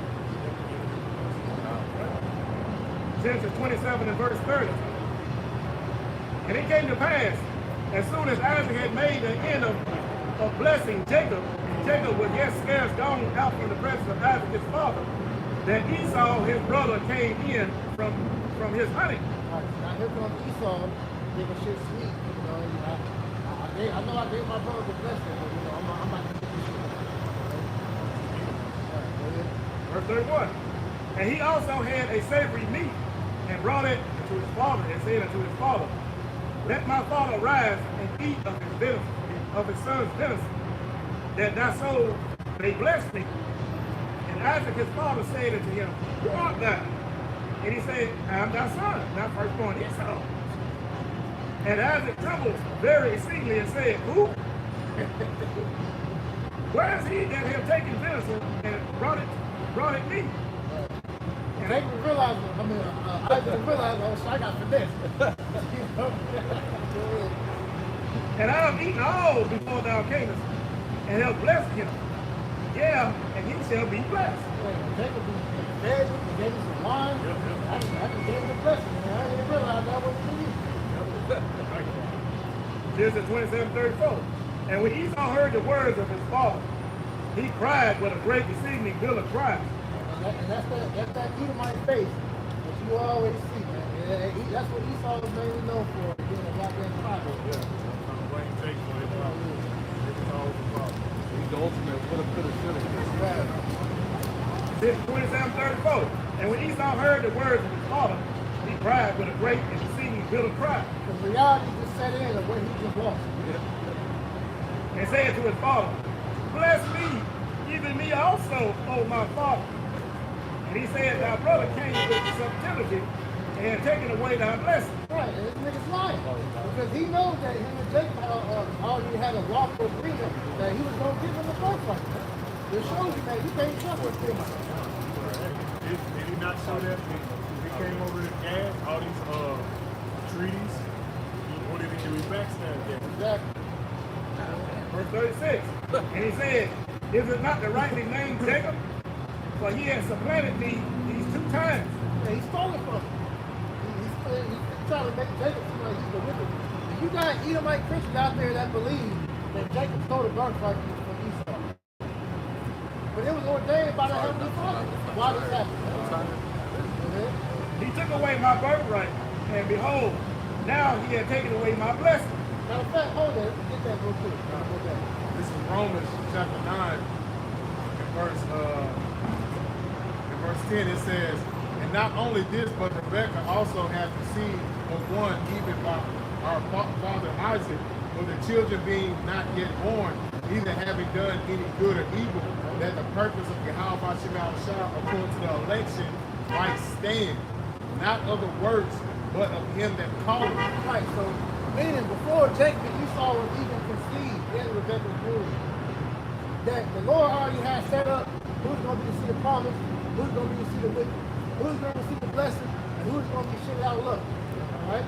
That was the Most High's will before anything was even done, before any good or bad deed was done. The Lord already had it cemented on how things were going to go. This is how we know, hey, this is the Lord's movement. All right? He already had the cast up before the act came in. And it says, it was said unto her, the elder shall serve the younger. As it is written, Jacob have I loved, but Esau have I hated. Right, and that's reiterated. All right, what we read about that. Jacob have I loved, and Esau have I hated. All right? So, yes, the Most High hates, number one, but the Most High hates Edomites. All right? So you so-called white people, guess what? The Most High hates you. That's not us saying it. That's the Bible. And guess what? We ain't afraid to say what the Most High hates. Therefore, what King David said? Just might get that real quick. As it was going in, you can't just overjump. The Lord said the elder shall serve the younger. Right. So it was already written that you was gonna go, you was already gonna be serving Jacob anyway, man. Because the Lord already ordained it where Jacob was gonna receive the inheritance. Right. This is where the semantics start to play. When you Israelites that desire that spotlight, and when the Lord gave you that spotlight, and now it was on you to speak the word of the Lord. A lot of y'all niggas bitched up like ISUPK, when they got presented that question of, well, do you hate white people? God hates white people. We don't hate white people. No, the scriptures say this, man. So, Hate without hate. yeah. Oh, okay. This is Psalms 139 and 21. It says, do not I hate them, O Lord, that hate thee? Right, this is King David speaking. King David said, do I not hate them that hate thee? Who hates the Lord? All right? You don't even got to physically say it. If your actions show forth who you love or what you love and what you hate. All right? So, all the infrastructure of America, the infrastructure of America shows you that this place is a nation that hates the Most High. All right? You hear these Edomites talking about God bless America. They ain't talking about the God of the Bible. The God ain't talking about is gold, oil, and drugs, man. All right? The devil, Esau, Edom, he worships Satan, man.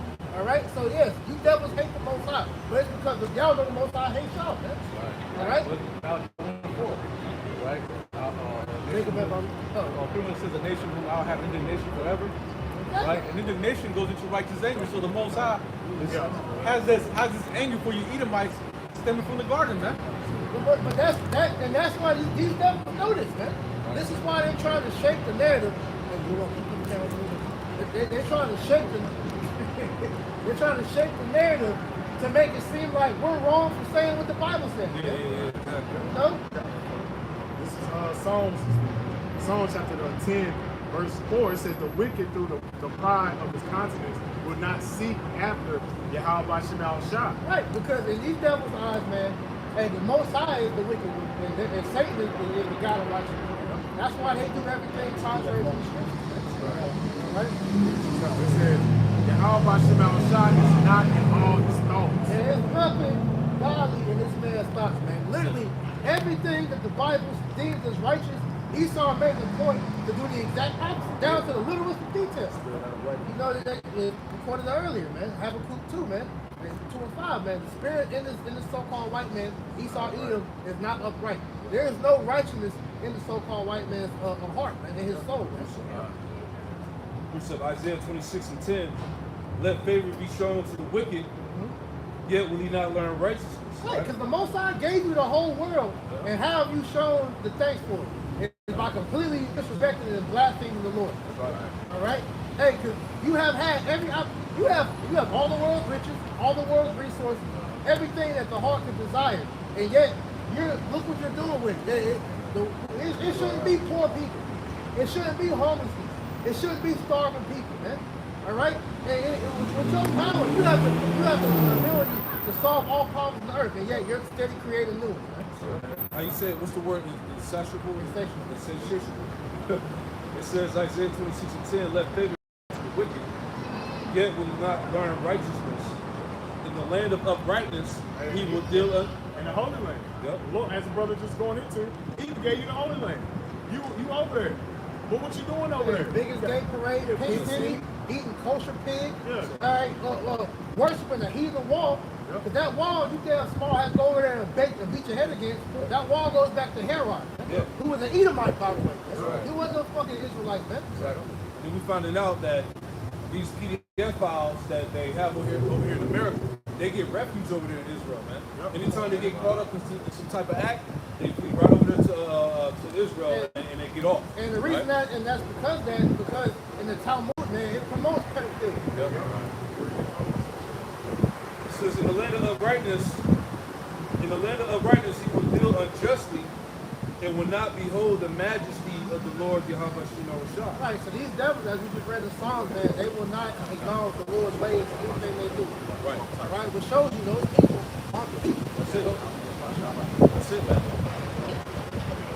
That's the wicked. See? The earth has been given into the hand of the wicked. Job 9:24, man. This is why the earth is in a screwed up state, man. Right? This is why the righteous, all right, and can I get a precept real quick, bro?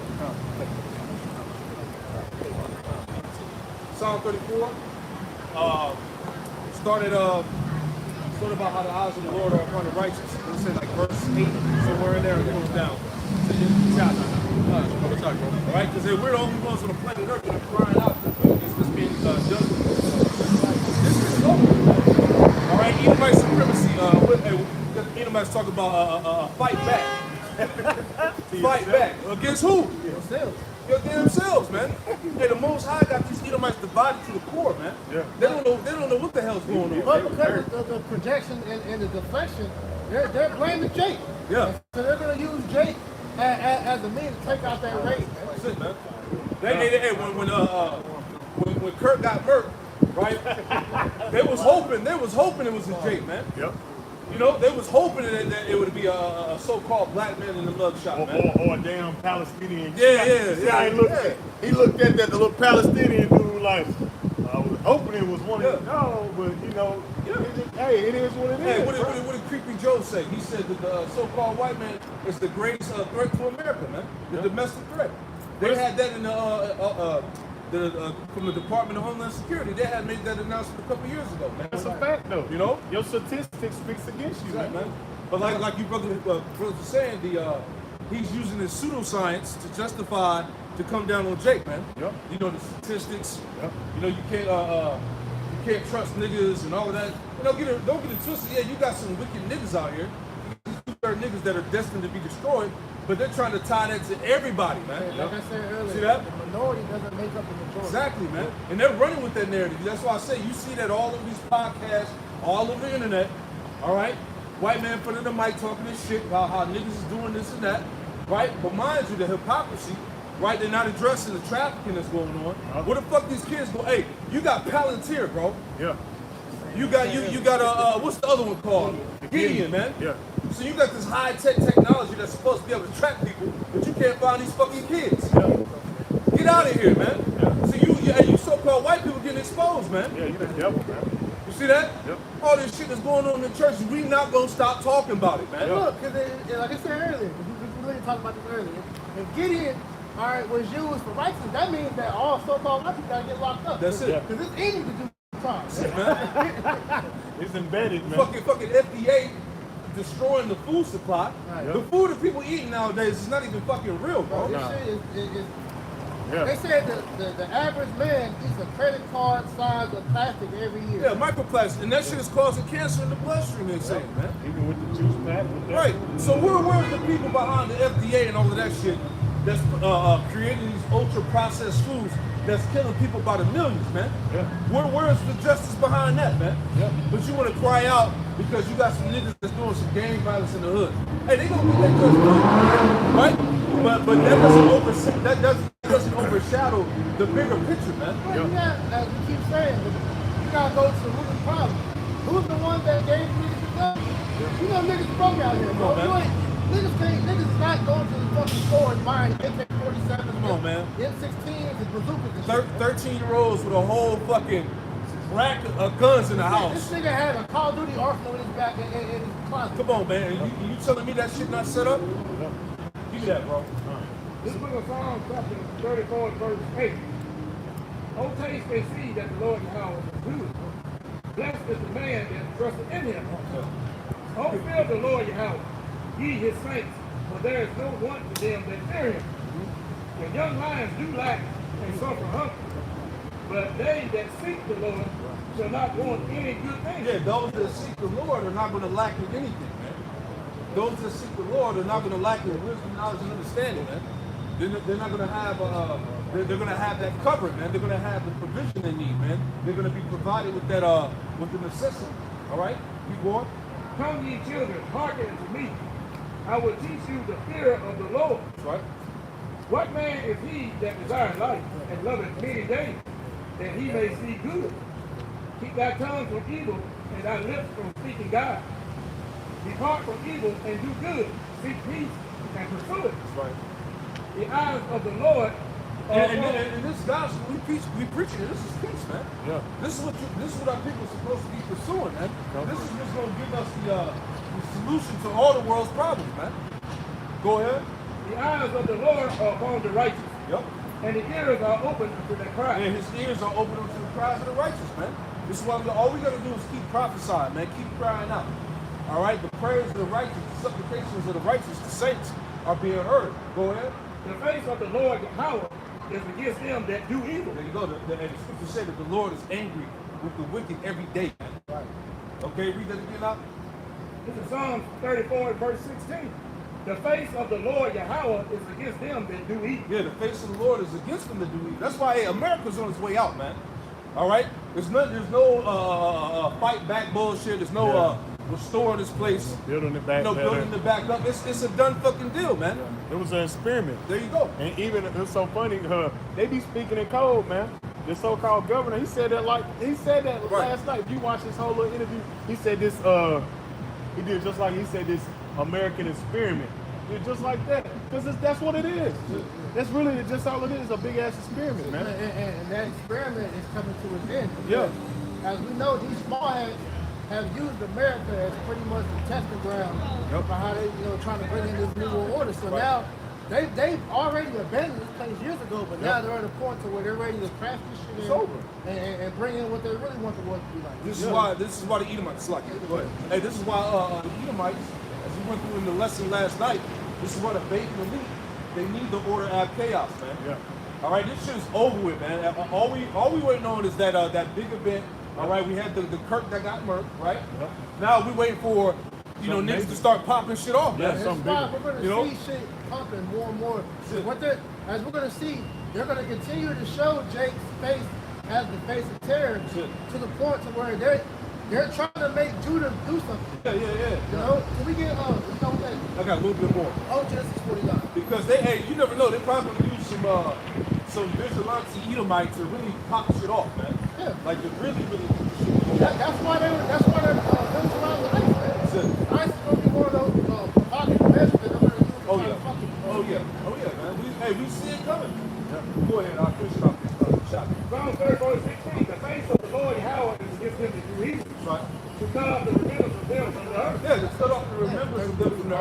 Esau's bloodline lineage is about to be cut off. This is the last hoorah, so to speak, the so-called white man. This is done deal. All right? His time to shine, his time to rule has been cut short. This is why they're panicking, man. This is why they're scrambling. All right? This is why they're trying to look for somebody to blame. You see? Because his kingdom is falling. Babylon is falling. Go ahead. The righteous cry, and the Lord Yahweh hear it. Yep. And deliver them out of all their troubles. The Lord's going to deliver his people out of all their troubles, man. And what are we in right now? We're in the midst of Jacob's trouble, man. Martial law, police state, all right, civil unrest, racial division, all right. But the elect, who they may be, is going to be delivered from that, man, from the coming sorrows and trouble. Go ahead. Verse 18. The Lord Yahweh is nigh unto them that are of a broken heart, Yup. and saving such as thee of a contrite spirit. Of a little spirit, a contrite spirit. Go ahead. Many are the afflictions of the righteous, but the Lord Yahweh delivered them out of all. Yeah, that's it. That's it. And we're going to continue to trust in the arm of the Lord. Go ahead. He keepeth all his bones, not one of them is broken. Uh-huh. Evil shall slay the wicked. Evil shall slay the wicked, man. Okay? Keep going. And they that hate the righteous shall be desolate. Right, because hey, like we said, when this shit really pop off, it's gonna be unheard of, man. This shit is gonna go down out here, man. All right, you talking about people just crashing out, losing their damn minds, right? Yeah, ain't gonna be no more roaming the streets, man. Women dressed half naked and shit. Ain't gonna be none of that. All right, it's gonna be real killers out here, man. You're gonna be scared to come out your house like there's a lockdown. Oh yeah, man. Hey, I started not to rant, but I started watching that movie. I had posted on the channel, 2073. Right, it's a really good movie. I got halfway through it last night, but in the lack of better words, they were showing you prior to when the world fell apart. Because in the beginning, they showed you in the movie how the elites. They even showed Palantir. The rich elite they were living in a tower like a Tower of Babel. This shit was like above the sky. And then you had the people at the bottom. Like, what was that movie with Sylvester Stallone where people living under the ground? Demolition Man. So you had the common folks, all right? They were living under the ground, man. They were scavenging for food and resources and shit like that. And they basically were showing you how, prior to it, how the world pretty much got corrupted, man.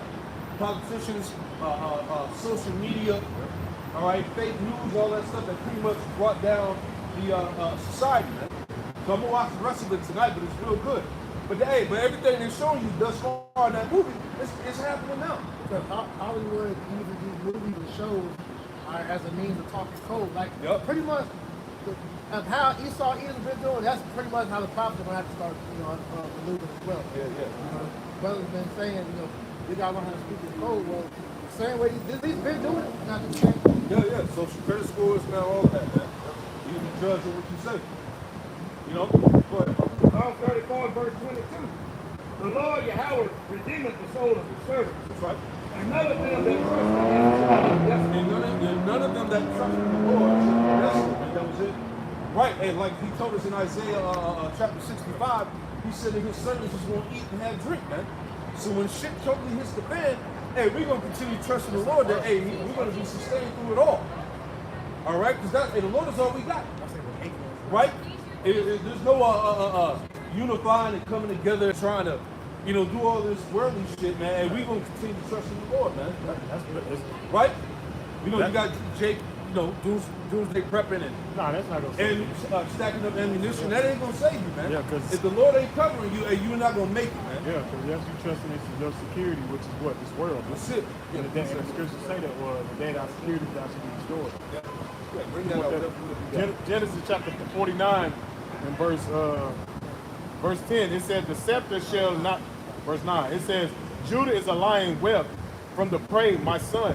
Thou art gone up and stooped down. He crouched as a lion, as an old lion, who shall rise him up? Right, and that's why, like you said, man, Esau is continually on to provoke and poke at Jake until one of these niggas snap out here, man. That's it, man. All right, because Esau knows that, these old niggas, they washed up, man. They ain't doing nothing. Yeah, civil rights. Civil rights niggas, man, them niggas, they old and done with, like, Jesse Jackson and all them niggas. Yeah. These YNs, it's going to take one event to where they're going to do something to make these YNs snap, man. when they do, that's the justification they need to come down on Jake with that sword. Yep. Jake will eventually, like you said, they're antagonizing Jake, man. All right, they're trying to make our people snap so they can really roll in and do what they want to do, man. And listen to Apostle Paul yesterday, he made a good point. The reason why they do that, they're doing that because they know that the rest of the tribes aren't going to do shit until Judah do it. Because Judah is the head tribe. And they know that if they can take the head out, the rest of the body going to fall, man. This is why their main target is the so-called black side. Everything is spiritual. Yep. All right, was there any more in there? Yep. That's it? All right. What? Matter of fact, go back, read that again. Read down to 10. This is Genesis chapter 49, verse 9. It says, Judah is the lion's whelp. From the prey, my son, thou art gone up. Yep. He stooped down, he crouched as a lion. Yeah, because Judah's been pacified, man. Yeah. Judah lost the fight. Yep. Going back to that era of civil rights, you know, Jim Crow, you know, Jake, at one point in time, Judah understood that they had a common enemy. The so-called black man, black woman, and child understood the so-called white man was the devil, right? But since then, they assimilated, they got jobs, you know, education, all right? They bought into that democracy, that Western mindset, and they lost that edge, that fight, man. Right? Keep going. It says, he crouched as a lion, as an old lion. An old lion has lost his fight. Go ahead. It says, who shall rouse him up? Who shall rouse him up? See, so we're in a time where the Lord is literally rousing up the tribes, starting with Judah. Because you see, these Edomites, they're getting roused up too. You know? So eventually, as we be talking about for months, for years, the clash is coming. All right? The clash between Jacob and Esau is at the doorstep, man. Keep reading out. Verse 10. It says, the scepter shall not depart from Judah, Right? or a lawgiver from between his feet. Yep, going into get him a shot. Go ahead. Until Shiloh comes. Until Charlotte comes. Go ahead. And unto him shall the gathering of the people be. Yeah, unto him shall the gathering of the people be. It's through the Spirit of the Lord. It's how the tribes are being gathered up now in the Spirit. Isaiah 34, right? He said, by my Spirit I have gathered them, man. So this is everything that's happening in the earth right now is all spiritual, man. But you gotta be connected, man. You gotta be tapped in to understand these things, man. Remember, scripture say that evil men understand not judgment, man. That goes back to what I was saying earlier before you got here. Yep. Because the Israelites out here gotta understand that this hatred that Esau was showing you is not just because of your skin, man. Yeah, it's beyond that. Let me finish that real quick. You go back to Genesis 27. Go back to 4.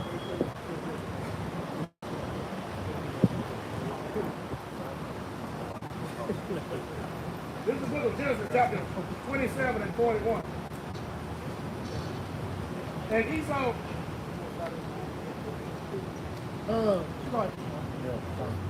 this is Genesis 27, 41.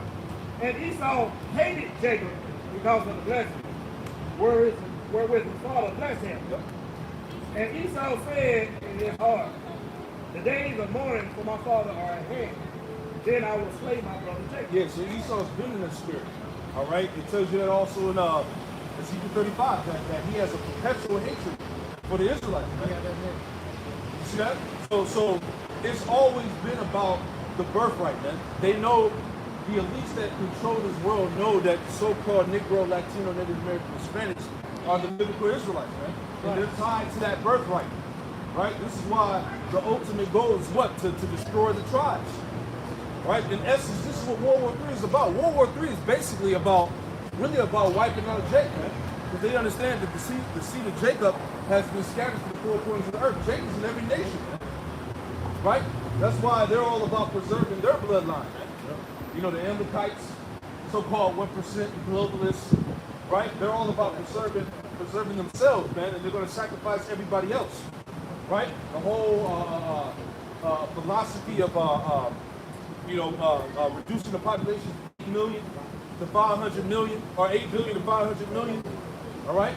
That's why they had the Georgia Guidestones, man, which I believe they had tore that down years back or something like that. right? Because I feel like they tore that shit down because it got out there, man. People started becoming privy to what's going on. You see that? See that? Genesis 35. Ezekiel 35, verse 5. Because thou hast had a perpetual hatred. Perpetual means ongoing, non-stop. This hatred that the so-called white man has for the tribes is ancient. Okay, go ahead. And has shed the blood of the children of Israel by the force of the sword in the time of their calamity, Yep, keep reading. in the time that their iniquity had an end. Keep going. Therefore, as I live, said the Lord power, I will prepare the deed of the blood, Yeah. and blood shall pursue thee. Yeah, so you see, and it's heavy because the Lord said, now I will prepare thee unto blood. What's about to happen is about to be bloodshed in the streets, man. Yep. It's about to be Egyptian versus Egyptian. That's right. It's going to be Edomites versus Edomites, man. They're going to be caught up in the midst for you niggas that think that you American and shit. All right? that the system cares about you and shit. Right? You're going to be in the midst getting slaughtered too. Right? So the Lord is preparing Mount Seir, because when you read the beginning of the chapter, it says the prophesy against Mount Seir. So the Lord is preparing Mount Seir, aka America, for much blood to be shed out. Keep going up. Therefore, as I live, the Lord Yahweh power, I will prepare thee that the blood shall pursue thee. Blood shall pursue thee, man. Now it's your turn. Right? Hey, what's the scripture in Numbers? Give me that real quick. Hold where you at. Give me that. Right? Hey, this shows you how the Most High is the just balance. Yeah, no, he's gonna set up on it. Everything is set up in the balance of the Most High. Look, this is what I'm continually saying, man. Hey, you Edomites is putting a trick bag with that. That's it, man. Because he allows you to do all this wickedness so he can serve you whenever it's time. That's it. Go ahead. This is the book of Numbers chapter 35, verse 33.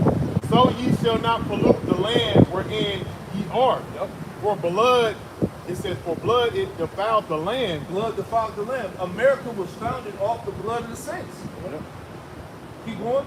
And it says, and the land cannot be cleansed of the blood that is shed therein, but by the blood of him that shed it. So the only way that the blood is going to be cleansed out of this land is it has to be cleansed by the blood of him that shed it. See that? So this is why going back to Ezekiel 35, the Lord said blood is about to run through your streets, man. See that? That's the reward. That's the recompense. Ezekiel 35, verse 6 again. Therefore, as I live, saith the Lord, power, I will prepare thee into blood, and blood shall pursue thee. Since thou hast not hated blood, even blood shall pursue thee. See, that's you now, but now it's your turn, man. Yep. Real quick, still Can I get holding to you up. Jeremiah 49? Yeah, you can get that too, and get give me Joel 3 and 19 too, just to add on. Real quick, Jeremiah chapter 49, verse 12. For thus said the Lord, behold, thou whose judgment was not to drink of the cup, Yep. hast assuredly drunk. Yeah, we surely hated the so-called Negro, Latino, Native American, Hispanic has surely drank of the cup of what? Slavery and genocide, man. Okay? We've been through, as a people, we've been through hell and back, man. Still. And then some. Yep. Go ahead. It says, and art thou he that shall altogether go unpunished? Right. Thou shalt not go Yeah, unpunished. see, the Edomite, he ain't gonna get away. He ain't about to slither his way out of this, man. They think they done done all this genocide and bloodshed. Oh, we going to the kingdom of heaven too. But they did all this bloodshed and genocide, but now they want to play the victim. But see, They want to now, you know, now it's niggas' fault. you look at the Right. warp mind of the Edomite, like the video I sent you earlier, when you had now that you Right. was proclaiming himself to try to do all this shit to bring in your house. Right. Because according to their his thinking, he was told by a rabbi that he has to bring the Messiah in. So he thinks that he's the chosen vessel. That's going to usher in the Lord. So this is why you're seeing them do what they're doing over there in Gaza. It's like the vessel breaking that down. If they really wanted to get rid of those people over in that land, there's other ways that they could do that as more efficient and it's not as brutal. But they're doing this and showing you people all over the world this because they want the world to hate the land of Israel over there so that the Lord can come back and defend it. But you really do that show you how warped they are, man. Because you think that the Lord is seeing all this wicked shit you're doing in the earth, he's gonna come back and help you defend against the rest of evil. You got your goddamn mind, man. Edomites are deceiving, man.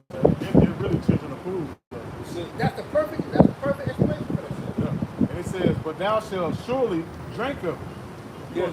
Hey, you're going to drink of the cup, man. The slavery, the genocide, Yep. the bloodshed that you're doing to the children of Israel, that's going to fall upon your own head, man. Which you're gradually seeing that's the state of the world is coming to, man. Now you're about to start being chased out of the world, man. That's right. Because you've been found out. He's about to drink the cup of destruction. Yeah, white man fight back. White man fight back. What, against yourself? Because you're the one destroying every goddamn thing. Satan divided. Yeah, the Satan be divided. His kingdom should not stand, roughly paraphrasing. Now you're seeing the fall of your society. You got maggers against maggers, man. The fall of this place is going to be epic. Yeah, and it's happening. And the Lord has given us a front row seat. That's it. You know, right the scripture, Sirach talks about fall, blessed the man that's going to fall to him or something like that. That's literally what, hey, Elder Yahweh made that point last night. He was like, man, hey, pretty much, we got a chance to catch our breath. We're just watching Esau crash out. That's it, man. You know? Yeah. Baruch, the 4th chapter. It talks about we shall see the fall of our enemy and you're going to tread on his neck. That's another thing, yeah. You know, get that real quick. Real hold what you got. Baruch 4 and I want to say it's like 20. Baruch 4 and 25 somewhere. You know where it's at. Get that real quick. You know, and then we'll go back to it. God, this is Baruch chapter 4, verse 25. My children suffer patiently the wrath that has come upon you. And we had to suffer patiently, man. We had to go through hell. We had to go through slavery. We had to go through having our families divided, man. Yep. You know, having our heritage taken away from us, man. Having our language beat out of us. We had to suffer that. Go ahead. It says, my children suffer patiently the wrath that has come upon you from Yahweh Ba'ashem Yahweh Shah. Yep. For thy enemy have persecuted thee. Yep. But shortly thou shalt see his destruction.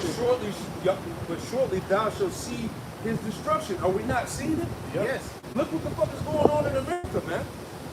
Okay? Hey, we in a time where, this shit going down, man. Everything that we have been waiting on is happening. Yes. You should be rejoicing right now if you have the Spirit of the Lord on you. That's right, brother.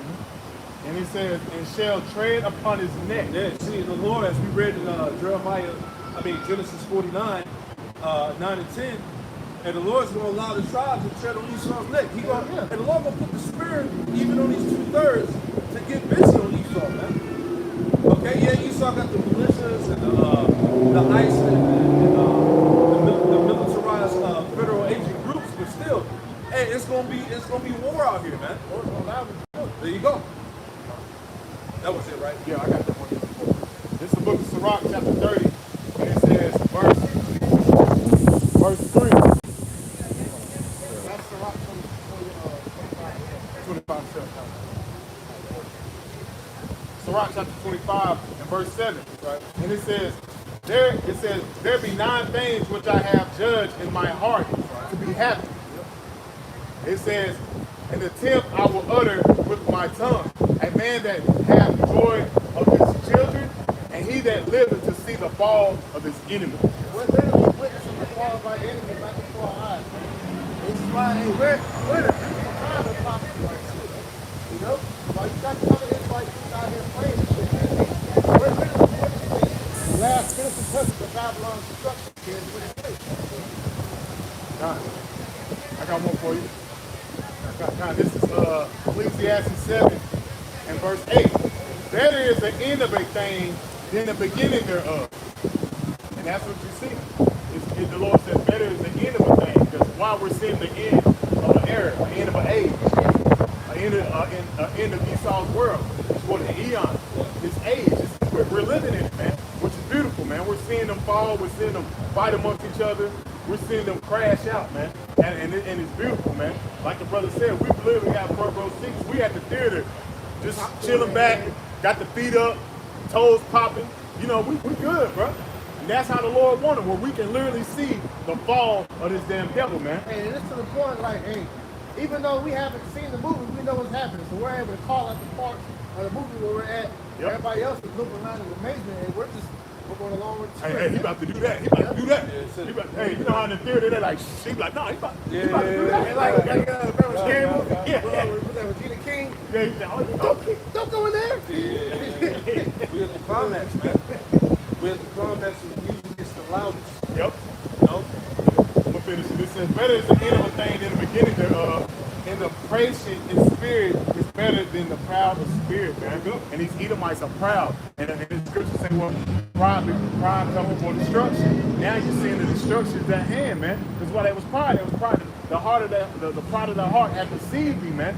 You actually thought you was going to keep conquering these people and they're going to rise up. But at the end of the day, the Lord always deals with the underdog.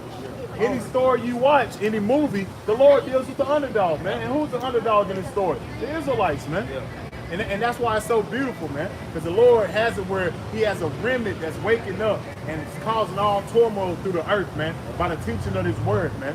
What's that, Matthew 24 in verse 14? When this gospel of the kingdom shall be preached on the four corners of the earth, shall the end come, man. Now we're seeing the end. Everywhere around the world is turmoil, man. You see what's going on in France. You see what's going on in the UK. You see what's going on in Ukraine, and Nepal, all these various places.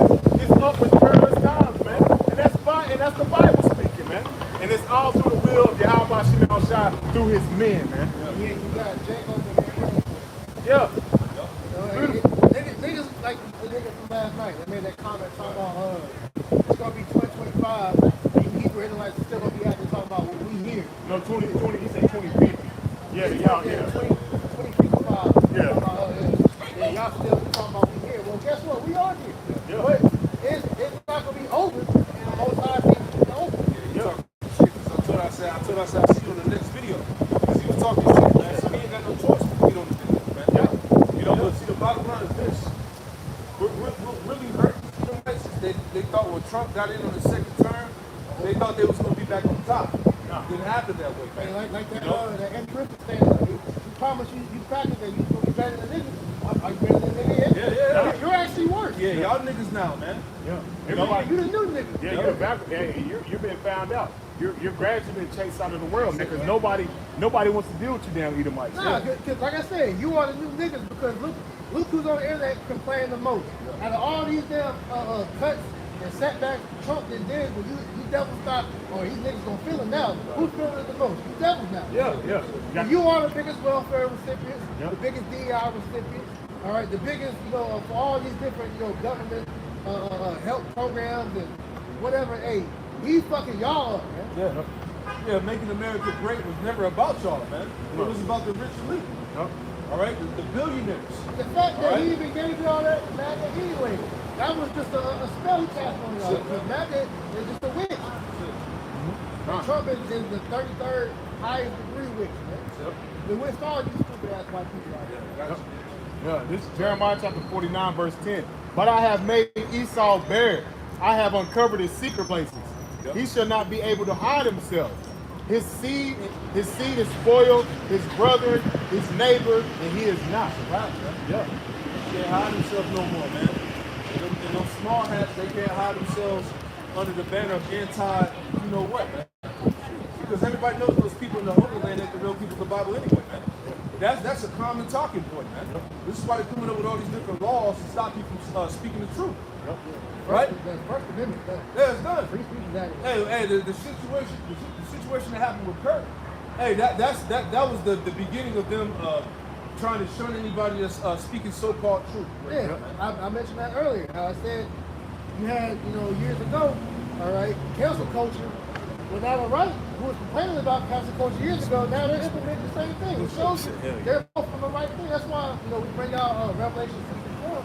All right, these devils always not supposed to like the two wings that speak. Revelation 13 and 11. Yeah, the two horns, man. All right, they're fighting, but they have the same goal though. That's it. The book of Ezekiel chapter 35, verse 6 again. Therefore, as I live, says the Lord, in your house and power, I prepare a reed of the blood shall through thee. Thou hast not hated blood, even blood shall through thee. Now, where you at? Go to Joel 3 and 19. That's why is this blood going to consume these devils?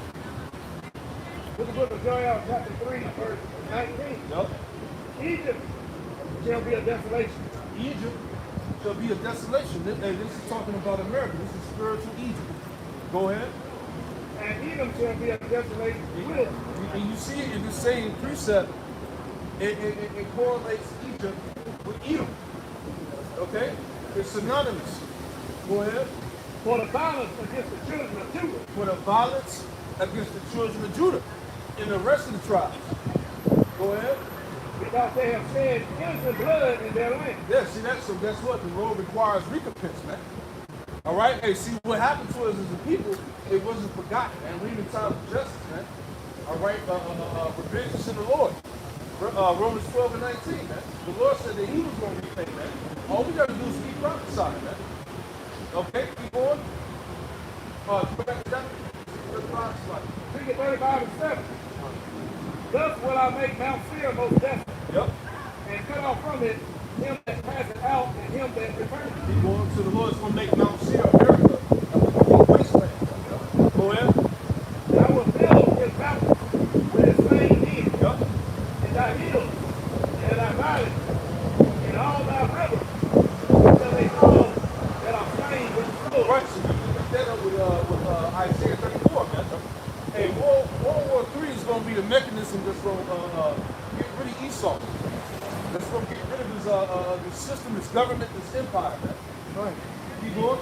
I will make thee a perpetual desolation, and thy city shall not return. Yep. And ye shall know. And it's like you know that this is talking about America. So when you go over to actual Mount Seir, that's still standing. Right? That place was destroyed. You can go over there and see the pillars carved out in the mountains and all of that, man. Yeah, but the scriptures, as when you read Isaiah 34, Yep. it's synonymous with Bible. There you so go. It gives you who's in the position of rulership Exactly. and the Lord shall return it. Exactly. Even that name steer, Shawn bringing out yesterday from camp, that word goes back to the Hebrews for her. So that's Esau. That's Esau. Which the Edomites are still in power. Yeah. They're still a ruler, man. Yeah, They haven't been done away, as they like to tell you, man. Every the last group, these are the last rulers. That's why the scripture says the time the Gentiles be fulfilled. This is it. This is the There you last. go. This is the last rulership for the heathen, man. Exactly. Because Esau is the top heathen that's ruling. Yeah. You got the Edomites, so-called white nation, the Moabites, Chinese, Japanese, all these heathen nations. They're ruling, Right. and you had the Israelites at the bottom. But the Lord's about to put everything back in reverse and set things right side up. Yeah. And also, Isaiah chapter 63 hasn't been fulfilled yet. Yep. Who is that coming for evil? Because Yahweh Shah is coming for evil. Yeah. And then also, 2nd Ezra 69, Esau will be the end of the world, and Jacob the beginning of it that follows, man. Yeah. So those prophecies haven't been fulfilled yet. Yeah. You know? We're in the count of 2nd Ezra, the 15th chapter. Oh, yeah. Very close. Oh, yeah, and 16. Yes, 16, yep. Go ahead. Finish it, 5. Ezekiel 35, verse 7 again. That's why I make Mount Seir most desolate, and cut off from it him that passeth out, and him that returneth. And I will fill his mountains with his slain men, and thy hills, and thy valleys, That's right. and all thy rivers, till they fall that are slain with the sword. That's right. And I will make thee perpetual desolation, and thy city shall not return. And ye shall know that I am the Lord Yahweh. That's right. Because thou hast said, these two nations and these two countries shall be mine. That's talking about the northern and southern kingdom. Because Esau has the mind of trying to possess the tribes, man. And he's going to attempt to do that through this MOTV. You know? Yeah, all of that, man. You know, even him occupying the land of Israel, man. You know? Go ahead. And we will possess it. Whereas the Lord Yahweh, Hashem Yahushua, was there. Yeah. The devil actually think that the Lord is with them. Right? And, go to Isaiah 3 and read 17 through 19. Real quick. It's like we were saying earlier, man. The devil, they're delusional, man. They're out of their minds, man. Isaiah chapter 63 and verse 17. O Lord Yahweh, why hast thou made us to err from thy ways, That's right. and harden our hearts from thy fear? Yep. Return for thy servant's sake, the tribes of thy inheritance. Return for thy servant's sake, the tribes of thy inheritance. Go ahead. The people of thy holiness have possessed it but a little while. Yeah, we only really possessed the land, the Holy Land, for a little while. Yeah, 40 years of peace with Solomon. And You know, and King David, Yeah, 40 years. you know, 40 years of him, 40 years of Solomon, man. You know? You have 70 AD, right? Scattering and dispersed in the tribes. You've been through ever since. Yeah, He only had 40 years of peace. That's it. 40 years. David's time, he was He building was up. born. Yeah, he was Building born. up, he was building still up, conquering, but we were still in rulership, but it was still was Yeah. Exactly. We didn't get to kick our feet up until Solomon. It's a solid. Yep. You got it, brother. Our adversaries have trodden down thy sanctuary. Our adversaries have trodden down our sanctuary. See that? Go ahead. Yeah, keep it going. Verse 19. Yep. We are thine, thou never bearest rule over them. Yeah, see, we belong unto the Lord. Thou never bearest rule over them damn Amalekites, man. In small hats. All right? Scripture talk about ambassadors willing as God. See? So those people are the people of the Most High. All right? Go back to that. Oh, look more. Go ahead. They were not called by thy name. See that? They were not called by thy name, man. See that? Yep. Psalms 50 and 16. But unto the wicked, Yahweh saith, what hast thou do to declare my statutes, Yep. or that thou shouldest take my covenant in thy mouth? Seeing thou hast instruction and casted my words behind you. So as you said, man, these devils in their warped mind really think the Lord dealing with them, which is why I brought out earlier, not a Jew thinking that he's going to be the one to bring back your house or make your house come back. All right, and they think when he does, that he's going to defend them. You have no reason to pick up the Bible, man. This book, it condemns you. It doesn't protect you. That's right. That's why you had certain states banning certain scriptures from being brought out. That's right. We'll get to a point where they're going to outlaw the Bible, man. Oh yeah, that's We're coming. already seeing that being done in certain countries, to where certain street preachers are being arrested, man. Remember, they already got certain things in the Bible that they don't want to be said in certain states. So they already said that's already the blueprint of how they want things to be. Right. Real quick, this is Ezekiel chapter 36 and verse 2. It says, thus said the Lord power, because the enemy has said against you, aha, even the ancient high places are ours in possession. Is that not what the Amalekites are saying to this day, man? Is that not what they're doing in the Holy Land of Israel right now? Because they're the ones possessing the Holy Land right now. And why? Because they're trying to fulfill them as being a chosen people returning to their land, which that's going out. That's the will of the Lord. That's why the Balfour Declaration. Yeah, you had the Balfour Declaration that was set up in 1917. And then Israel became a jaded state in 1948. All right, but that thing has been in the making for a long time. Right, and that's how they had got access to the land. Okay?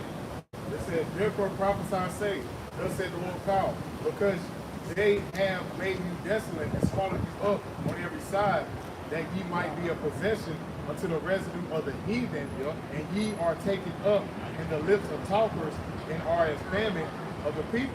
And that's what happened to us as a whole, as a nation, going around 70 AD. After we were dispersed, we were scattered amongst the heathen, man. Now what's taking place? They are putting themselves up as trying to be us, man.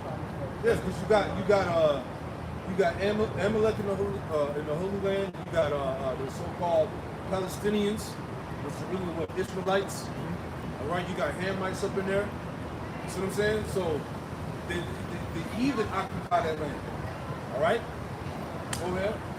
It says, therefore ye mountains of Israel, hear the word of the Lord power. Thus says the Lord power to the mountains, to the hills, to the rivers, to the valleys, to the desolate waters, desolate wastes, and to the cities that are forsaken. It says, which became a prey and a diversion to the residue of the heathen that are round about. Yes, like I said, the heathen nations are now in the Holy Land, and the Lord's people are not there. Right anymore? It says, therefore, thus said the Lord power. Surely in the fire of my jealousy, I have spoken against the residue of the heathen and against all Idumea, which have appointed my land to their possession with the joy of all their heart and with the spiteful mind, and to cast it out as a prey. There you go. So Idumea occupies the land. Edomites, right? They're the ones ready to be uprooted out of the land.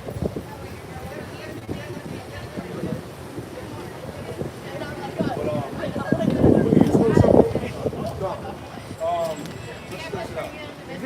35 and verse 11. Therefore, as I live, says the Lord your power, I will even do according to thy age, and according to thy image, thou hast used out of thy hatred against them. Manipulation of the weather, right? How they can create geostorms, all right? They got GMO foods. Now they're cloning human beings, right? They're splicing DNA, creating new creations. This man in his heart, okay, he thinks that he's true to the Most High. So the Most High, again, Yahweh Shem Shai has heard all the blasphemies of this fucking Edomite. Okay, read on out. Verse 14. Oh, hold on now. What you got? Psalm 10 and verse 3. For the wicked boasteth of his heart's desire, and blesseth the covetous, whom the Lord abhorreth. Yeah. So, like the elder was going to answer, man, Esau has made a point, right, to speak up pridefully against Yahweh Shai, right? Right? He knows who his direct enemy is, right? Right. So that's why he's recognized as the adversary, because every direction he goes is contrary to righteousness. Right? That's it, man. Say, this is the time where the Lord is going to deflate all that air in his fucking chest. You know? We won't not. Verse 14, Ezekiel 35 and verse 14. Thus said the Lord Yahweh Shem Shai power. When the whole earth rejoices, I will make you desolate. As thou didst rejoice at the inheritance of the house of Israel, because it was desolate. Yeah, hey. Limitations, give me that. Limitations 2, start at 15, read down. Because, hey, Esau, right alongside these nations, they rejoice at the conquering of these people on the side, man. All right? And they still boast about it to this day. Right? So Lamentation 2 and 15. All that pass by clap their hands at thee. Yep. They hiss and wag their head at the daughter of Jerusalem, saying, is this the city that men call the perfection of beauty, the joy of the whole earth? So in a sense, this is how these nations, they scoff at us. This is supposed to be the beauty, the perfection of the Most High. You mean to tell me that this is the Lord's people? Right? Y'all just niggas. Being in space. Okay? Tomahawks. You know? Go ahead. Verse 16. All thy enemies have opened their mouth against thee. Yep. They hiss and gnash their teeth. Yeah, they hiss and gnash their teeth. Like a hating ass nigga. That's these nations, man. All right? Go ahead. They say we have swallowed her up. Yeah, we conquered her. Certainly this is the day that we look for. Yeah, linking that up with Revelation 11.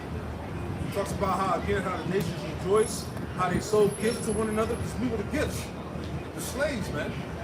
Right? Going back then, they had postcards and shit, man. When Jake getting hung by the neck and set on fire, right? They were sending that shit to one another, man. Making mockery. Right? Go ahead. We have certainly this is the day we have looked for. Yep. We have found. We have seen it. Yep. Any more? All right. Can we finish that off? 35? All right, let's finish it out, and then we got what you got. Verse 14, Ezekiel 35, 14. Thus said the Lord Yahweh Shem Shai power. The whole earth rejoices. I will make thee desolate, as thou didst rejoice at the inheritance of the house of Israel, because it was desolate. Yep. So I'll do unto thee, thou shalt be desolate, O mountain. Yeah, so now the Lord is turning everything on the head of Esau, man. Right? Psalms 7, try to get that real quick. Psalms 7 and 9, read on down. Right, and you got a precept out, bring it out. You had something. Yep. This is Isaiah 10, 13. For he said, by the strength of my hand I have done it. Yep. And by my wisdom for I have rooted, and I have removed the bounds of the people, and have robbed their treasures, and have put down the inhabitants like a valiant man. Yep.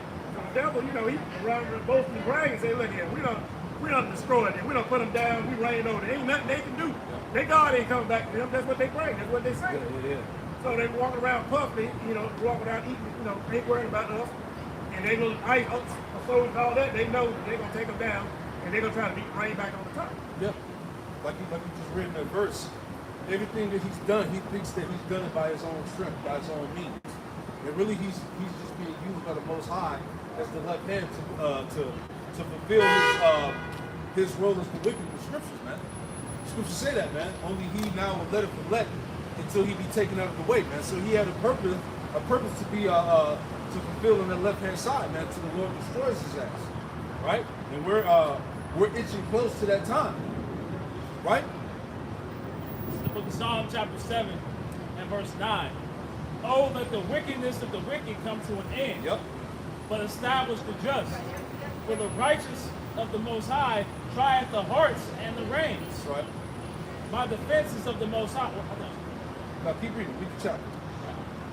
By the fences of the Most High, which saveth the upright in heart. Yep. The Most High judgeth the righteous, and the Most High is angry with the wicked every Yeah, day. the Most High is angry with the wicked every day, and you Edomites ain't got a chance, man.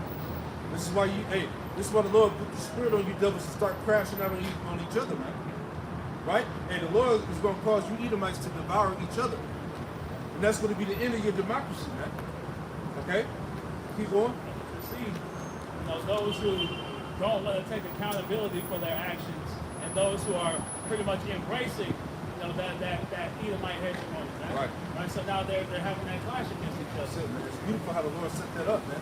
And now the curses are slowly being implemented on the Edomites, man. Deuteronomy, 30 and 7? See? Go ahead, Adam. Psalm 7 and 11. The Most High judges the wicked, and the Most High is angry with the wicked every day. That's it. If he And that shows you. That's also another cut. That shows you there ain't no fucking peace coming here. And the Lord said he angry with the wicked every day, man. And you talking about peace and safety, man. You talking about restoring a better America, man.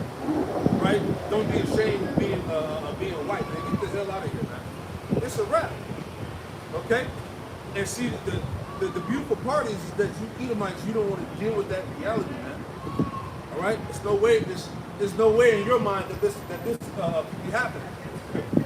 You know? But it's happening, Jack. Go ahead. If he turn not, he will whet his sword. Yep. He hath bent his bow and made it ready. Yep.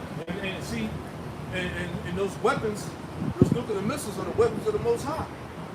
So the Lord has nuclear war ready, man. Okay, and we're approaching the 250th year of America's existence, right? Coming in the summer of 2026, as they've been saying.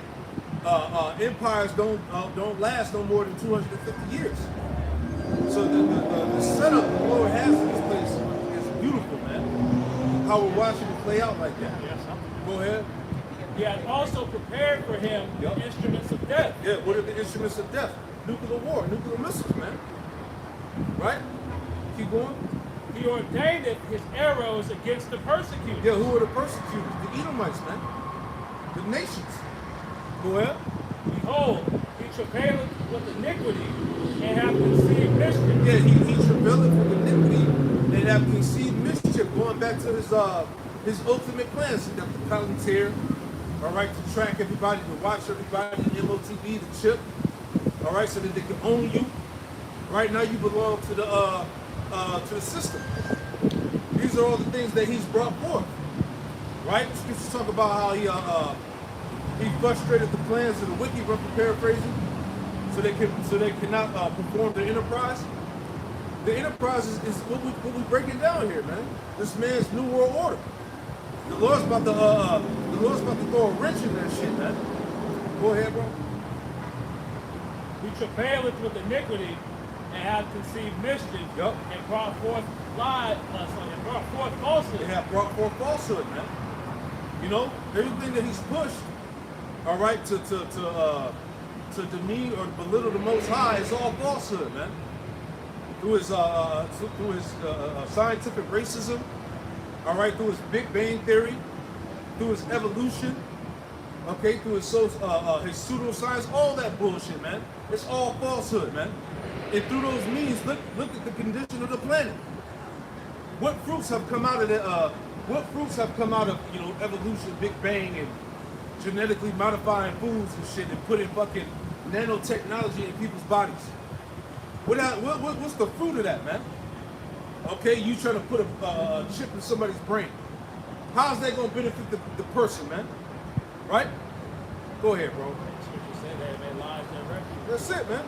You know? They built a house that was destined to fall, but they can't see it yet, man. Yeah. Now we have some that are coming to grips with that fact, and they're trying to fight to keep it established, man. That's what we're seeing right now. Yeah, you getting rid of farms, you getting rid of crops, all right? You getting rid of animals. How the fuck is that gonna benefit the earth, man?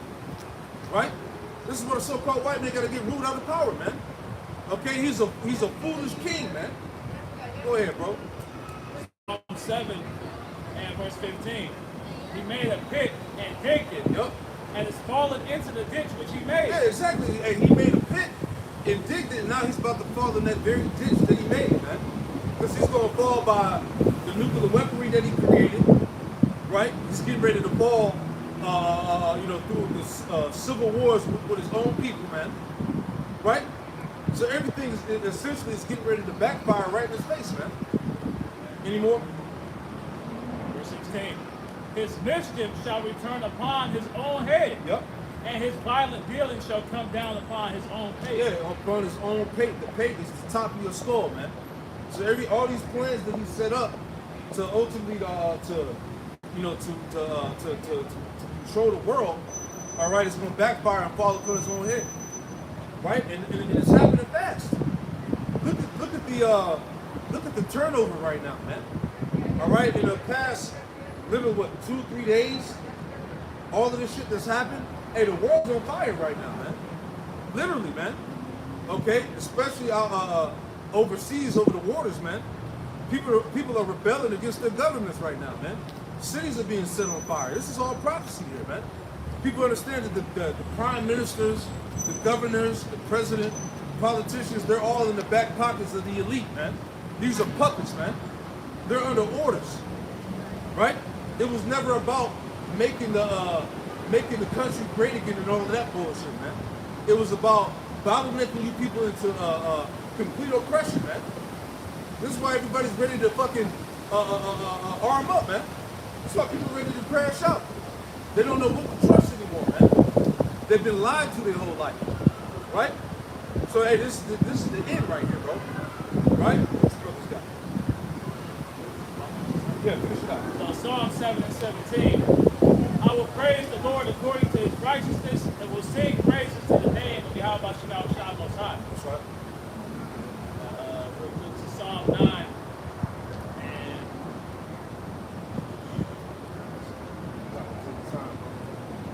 Like I said, it's a beautiful time to be alive, man. You know? so Psalm 9 and 16. The Lord is known by the judgment which he executed. Yep. The wicked is snared in the work of his own hands. Oh, man. Gideon Selah. You got it. So that's what we're seeing right now, is them getting caught in the traps that they laid out for the rest of the world, man. That's it. They thought that they would be able to avoid these things, but they laid out so many that they forgot where they are. Yeah, it's so tacky, not to cut you off, but it's so tacky now, right? Got it. It's so tacky now. Anytime a false flag happens or a psyop goes down, hey, people are breaking that shit down immediately, man. Niggas zooming in on the camera. Look at this right here, right? Like the Charlotte stabber, right? Hey, the dude that did the video breaking it down, he zoomed in. All right, get the tape, come behind her, so-called stabber in the neck, right? She does this little roll curl thing in the corner where you can't see her and shit. She grabs some shit that has the fake blood in there and pours it out to make it seem like she's bleeding and shit, man. Shit was tacky, man. So this man is literally ensnared in the work of his own hands. He can't get away no more, man. Pretty much the witchcraft, the sorcery, if you will, is wearing off. It doesn't have that same effect as it used to, man. People not buying the bullshit no more. And that's the time we in, man. Okay, all of that witchcraft would eventually wear off as we see it. You know? The American pastime is to be a sea theorist, man. That's it. Right? Like you said, everything that happens is immediately getting debunked or Off the has rip. some contrary narrative applied to it. Yep. So these people, they not believing the things they see, man. That's it, man. Right? It's the quote. You believe half of what you see, was it half of what you hear, and none of what you see, or what? Yeah. Something like that, right? That's what we're seeing right now. Is the people don't believe anything that's being told or shown to them, That's man. it, man. That's it. You got something? Go ahead. That's it. This is Jeremiah 16 and 19. That's right. O Lord Yahweh, my strength, and my fortress, and my refuge in the day of affliction. The Gentiles shall come unto thee from the ends of the earth, and shall say, surely our fathers have inherited lives, vanity, and things wherein there is no profit. And that's what the Edomites and all these nations are waking up to now. They forefathers have told them lies. And that's why these lies, keep pissing them off. Because these damn devils went throughout the damn earth and they'll set up lies for the institution of damn lies all over the earth. And these Edomites, they find it out. They may. And they're going to rise up. There's going to be sedition among men. And the twofold, really going into the Israelite foreigners waking up, all right, understanding that the shit that they were taught, is all lies. Coming back to who they truly are. So all of that's happening too. Right? You got something for me out? Psalm 9 and 17. The wicked shall be turned into hell, and all the nations that forget the Most High. Now hell means into a destitute state. We're watching this place degrade before our eyes. And it's because they don't follow the ways of Yahweh Bashem Yahweh Shai. And that's what's happening to the rest of these heathen as well. As they've adopted the wines of Babylon, right, they're going to find themselves turned into a destroyed state as well. Verse 18. For the needy shall not always be forgotten. The expectation of the poor shall not perish forever. And that poor is you Israelites, right? Right, exactly. We got hope, man. We have an expected end, right, and understanding that salvation is coming for us, right? So that's why I said it shall not always be forgotten. The Lord won't forget his children. He won't forget his promise, right? He's not going to forget, right, the seed that he decided that was going to be the ones he redeemed out of the hand of this wicked man. The perimeter you missed. Like you said, going into the nations, the heathens drinking that wine of Babylon. Get that in Jeremiah 54. How the nations are mad. How they drink the cup. Right? See, so that's why all eyes and all fingers are being pointed to the Edomite, man. He can't wiggle out of this shit. Everybody's pointing it was him. You're the one that's responsible for corrupting the planet, man. You're the one responsible for oppressing the people, man. For the injustice that's going on in the planet, He was Barry Sanders for decades. He got lost his step, man. That's it, man. So Jeremiah 51 and 6. Flee out of the midst of Babylon and deliver every man his soul. Right, which we're telling you tribes, you so-called Negro, Latino, Native American, Spanish. All right? Especially now. This is the time when you got to separate your mindset out of this place, man. All right? Before you get destroyed. Hey, the American dream cost $5 million. Who got that? Right? It's over. Go ahead. He's not cut off in her iniquity. Yep. For this is the time of the Lord's vengeance. This is the time, right now, man. This is the time of the Lord's vengeance, man. That's why the Lord is warning our people to what? To not get cut off in her iniquity, man. So if you want to continue to be here and, you get caught up with the voting shit, the politics, right? You crying over fucking Charlie Kirk and shit. Hey, the Lord will destroy your ass, man. You talking about Trump, eventually he gonna make things right, right? You done, man. For a nigga to continue to have hope here, he's finished. Go ahead. For this is the time of the Lord's vengeance. Right. He will render unto her a recompense. He will render unto her, who's her? Babylon, the whore. The great whore written in the book of Revelation. He will render unto her a what? A recompense. Go ahead. When we read the NLT, it says he will repay her in full. There you go. Right? It's not going to be a single a drop of judgment that's not going to come upon this place. Right. That's right. It says, verse 7, Babylon has been a golden cup in the Lord's hand. Yep. That made all the earth drunken. Hey, Babylon has been a golden cup. Right? Hey, you know how you got like certain dishes that you don't use until like you have like a holiday or something? Or a special gathering? Right? America's like a golden cup to the Most High, man. Right? So when that cup get poured out, that's how you know, man. It's going to be a special judgment that the Lord got set for this place, man. America's like a prized possession that the Lord's waiting to fucking get rid of, I appreciate it, bro. Jeremiah 51 and 7, Babylon has been a golden cup in the Lord's hand.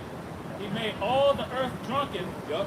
The nations have drunken of her wine, Therefore, the nations are mad. Right? So the nations are both enraged at Babylon the Great for pushing these ways and philosophies upon them, but they're also losing their minds, man. Right? That's why you see everybody moving in such haste. Right? They don't know which way is up. You look through geopolitics, it's chaos. Right? You go on what's it called, C-SPAN. Right? You got people. Let somebody get a hot spot. Let somebody get a hot spot. See, the mom worked first. 'Cause I know I was out. Here's Mom my back back. on. Good job. Okay, come on. Back Jeremiah 50 verse 8. Babylon is suddenly fallen and destroyed. Babylon is suddenly fallen and destroyed. How for her? Take balm for her pain. If so, she may be healed. Yeah. Read that again, Slack. Jeremiah 51 verse 8. Babylon is suddenly fallen and destroyed. Yep. How for her? Take balm for her pain. If so be, she may be healed. Yeah, so that's been the spirit of Esau. Esau's been in the spirit of trying to heal this place, right? Which is all vanity. Okay, keep going. We would have healed Babylon, but she is not healed. Yep. Forsake her and let us go, everyone into his own country. Yeah. And you know what's been crazy too, which they haven't really been talking about it, but I've been seeing it float around in the news. But a lot of people who got the money, they leaving this bitch. And they should. They leaving, like, you know, you got Jake going to Africa and shit. You got a lot of Edomites moving to Britain, Italy, all of that stuff, man. Our farmers took that video saying that the new American dream is leave America. Exactly. People getting the hell up out of here, man. You know, a lot of these foreigners that set up shop, that have businesses thriving here, now they like shit. They made the money that they could, and they're out of here, man. Like people from Mexico and motherfuckers from, you know, the so-called Middle East and all of that. And the primarily ones is Edomites. Yeah. I seen the video. I know it's video talking about it's a bunch of rooms. It's like big rooms of so-called Edomite, so-called white people, and they just trying to figure out how to go to other countries. Yep. And it's the baby boomers. Yep. And they're trying to get out of here. Because they know that this place is done, man. Yep. Trying to get citizenship. Trying to get citizenship. In another country. Yeah. Because people see it, man. People see like, look, this shit is over with, man. They can't get because you can't get no bang for your buck anymore, man. Shit. Everything costs, man. Shit. Everything to And get the your price of living is different in other places, man. Yep, cheap. Yeah. It's way cheap. Niggas moving to Thailand, Yep. Albania. like fucking, they got like $500 rent, but the house is crazy, right? Yep. No water bill. No water bills. No electricity bill. None of that. All they do is pay for their rent and Shit, groceries. man. They ain't trying to go to Canada. Yep. Well, China is actually recruiting Americans to come over and work over there, man. Right, so they're paying for your high-rise apartments. They're paying for you the transfer over here, everything, man. So they see everybody trying to get up out of America, man. Japan telling black guys come over there and procreate. Yeah, you can have multiple wives. They're promoting it. Exactly. If you're a nigga, I'll just put it. If you're a nigga in the world, what are you doing here? Right, really? right. You would have supposed to been gone, bro. Hey, you connect back in? We're gonna start good. You just keep going out. If you want this,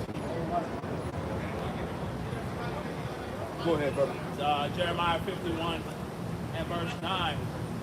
We would have healed Babylon, but she is not healed. Forsake her and let us go, everyone into his own country. Yep.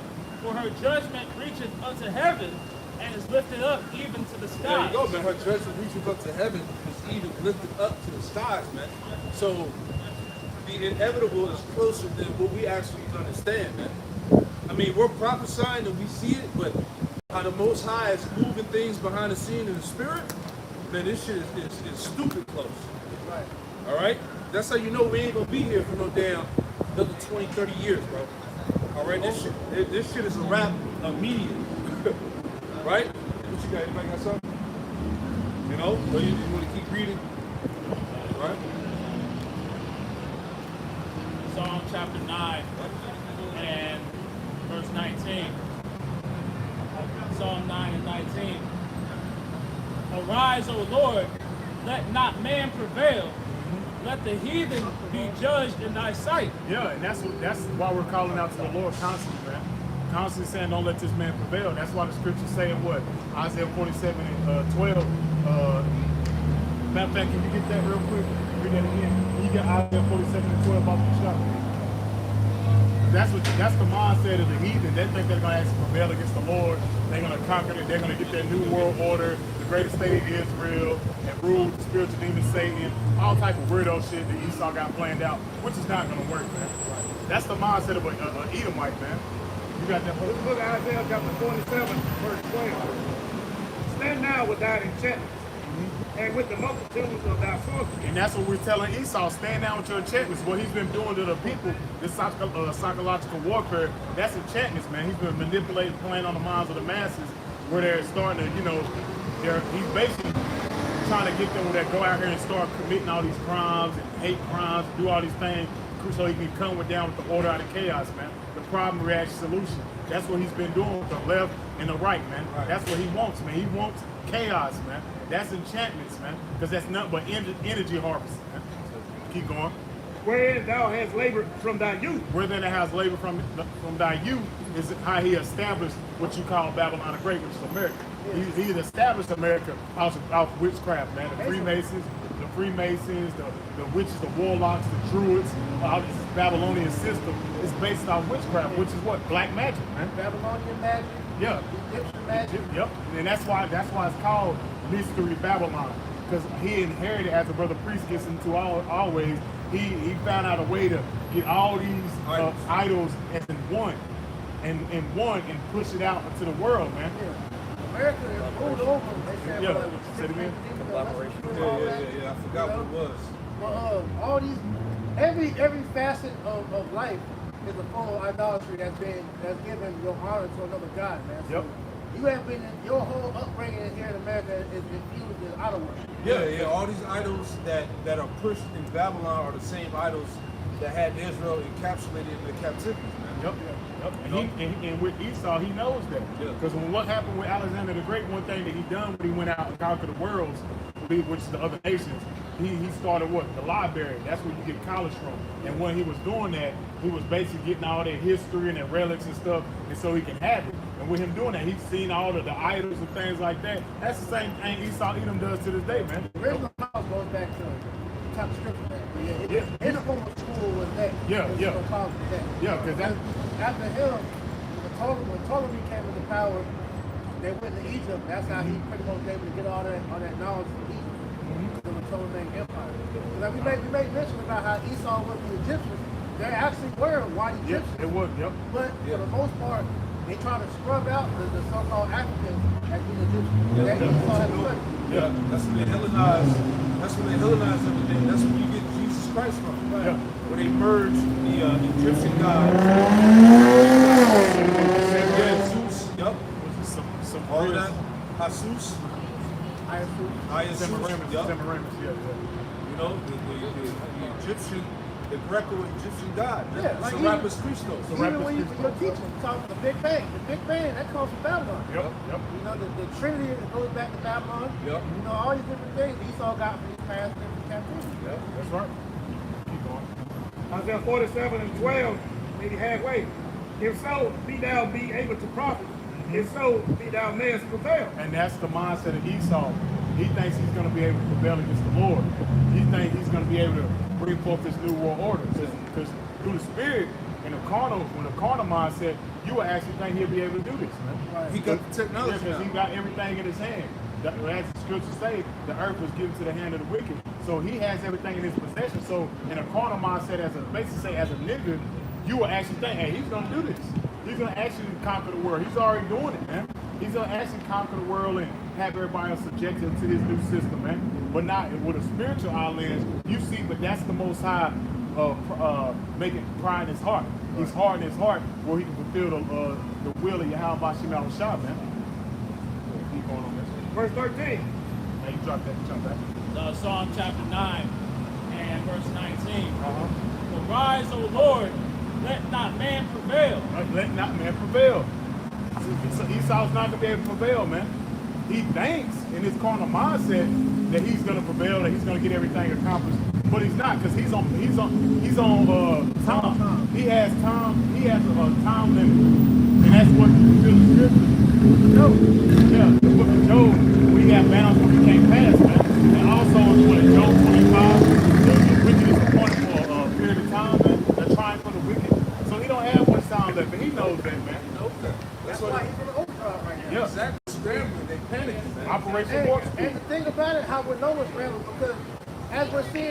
psyops get exposed, man, he's fucking hell He's with very it. tacky. talked about the that. guy that one guy said was him. You can look at the picture and say that's not the same guy that you said. That guy looked like an old man, and this is a teenager. The noses are Yeah, different. and then they got FBI footage of the dude that shot Kirk. They got him jumping off Jumping a off a roof building. and running away. Hey, So who was that guy? The rifle they found, they said the scope was backwards. Come on, man. So it's like, bro, come on, man. It's all getting tacky, man. Then the white girl that supposedly got stabbed down here, gross at the best. This bitch supposedly died in Ukraine. Yeah, So she what the fuck? a Ukrainian actor, man. Crisis act. So like it's tacky, Shit, man. It's tacky. But it's psychological warfare against the people, Right. which that's what he's waging. He's waging war with the citizens of Babylon, man. They don't even know, man. It's war on your mind. Yeah, and that's a heavy war, man. Yeah, because but they're using, like, for example, Operation Mockingbird is still being used. Yep. That's why all these news stations say the same shit. Yep, The pump that idea into your head so that you think how they want you to think. yep, that's right. You got one. Psalm 9 and 19, arise, O Lord, let not man prevail. Let the heathen be judged in thy sight. And that's what's happening, man. Especially when it comes to Esau, the curses are starting to cleave unto them, man. Yep. They're getting judged in our sight. We're seeing the fall of our enemy. Yep. They're the ones crying out because why? Their farms is about to, go bankrupt. Their kids is dumb as hell. Goddamn, they can't afford to pay for their college tuition. Yeah. They're looking like niggas. They be the main ones crashing out in the car. Yeah, and hey, shit. the Thompson one brought the article out a couple of years ago, or no, last year, matter of fact. The what's it called? People that don't want to work, pretty much just want to be a bum, like dips or something like that. What is it? Geeks. Yeah, that. And that's Edomite shit. Yeah. They don't want, because you watch the video, a lot of them Edomite parents be wanting them to help out their house, bro. And then they be complaining, he went to college, he got this, but he can't even find a job so he can get up out my house. And then if he find a job, they don't pay enough where he can live on his own. That sounds like the nigga problem, don't it? We've been dealing with that since we've been here. And they're dealing with that now. That's showing you what? Deuteronomy 30 chapter 7 verse is starting to cleave on the Esau, man. Yeah, he's getting a taste of that. And he can't handle it, man. That's what Apostle always said it, man. Esau is the new living. Yeah. And it's He all, can't handle it. and it's all on him. Hey, that struggle, hey, that's a strong pill to swallow, man. Yeah, man. So, and the scripture said the cup should be passed on to thee, man. So turn to drink the cup, man. And you gotta, hey, it's a lot. Man, you ain't got no chaser behind you. Nah, it's a lot to come from the cup. Yeah, right. You ain't got the bottom of it. Nah, ain't no orange juice, ain't no juice, ain't no sweet tea with it. No chaser. You got more? Psalm 9 and 20. Put them in fear, O Lord, that the nations may know themselves to be but men. And they're in fear. Because what do Esau see? This you gotta understand when it comes to Esau's Haggadah dialects. He wants people to be distracted off the Kirk thing, but he's looking up and he's like, damn, we ain't got much time. Yeah. The fathership is getting closer and closer. We need to keep them distracted with these various things that's happening here on earth. Because we got to focus on what's going on in heaven, man. Because Yahweh Mashiach was shy, showing you that you ain't got shit. Yep. But that video that just came out when they tried to shoot that missile Exactly. at the chariot and Yeah. pretty much broke his stuff off of it and took it with it. You know, so the Lord is showing him you fucked. He's done. That's why he's read that verse again, Bob Shah. He's in fear. The Lord's putting him in fear. Psalm 9 verse 20. Put them in fear, O Lord, that the nations may know themselves to be but men. And they see that. Their weak little technology can't do nothing with the higher power, man. Like the brother said, you shot a missile and the man ain't even grazed it, man. It done nothing. So the mindset of you Edomites, you see that this is it. Yeah. And you didn't consider your latter end.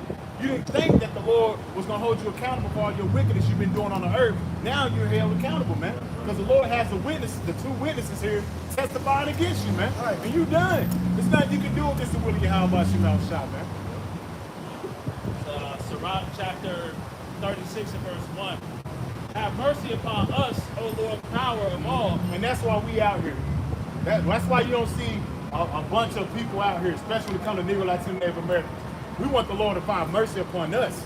That's why we out here putting our body as a living sacrifice, man. Right. Week in and week out, man. Because we want the Lord to bestow mercy upon us and our households, man. Keep going.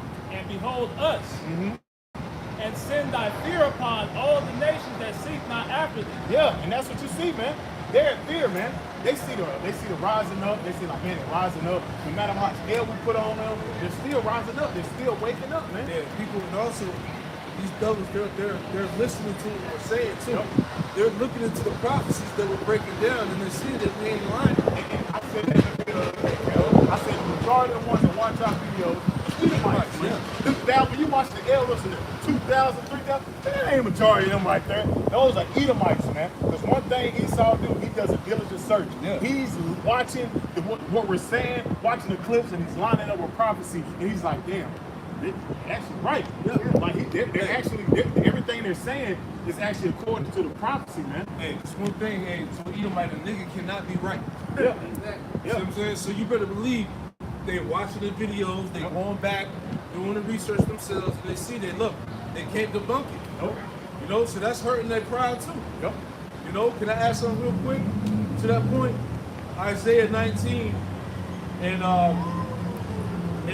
16 and 17. Isaiah 19:16 says, in that day shall Egypt be like unto women, and it shall be afraid and fear because of the shaking of the hand of the Lord of hosts, which he shaketh over it, man. That's the prophets, man, shaking the hand, pronouncing the judgment, breaking down the prophecies, right? 17. And it's beautiful to say that you like women. Why? Because this is a matriarch. Yeah. This ain't a patriarch. Oh, yeah. What's that? Babylon, the mother of all homes. Yep.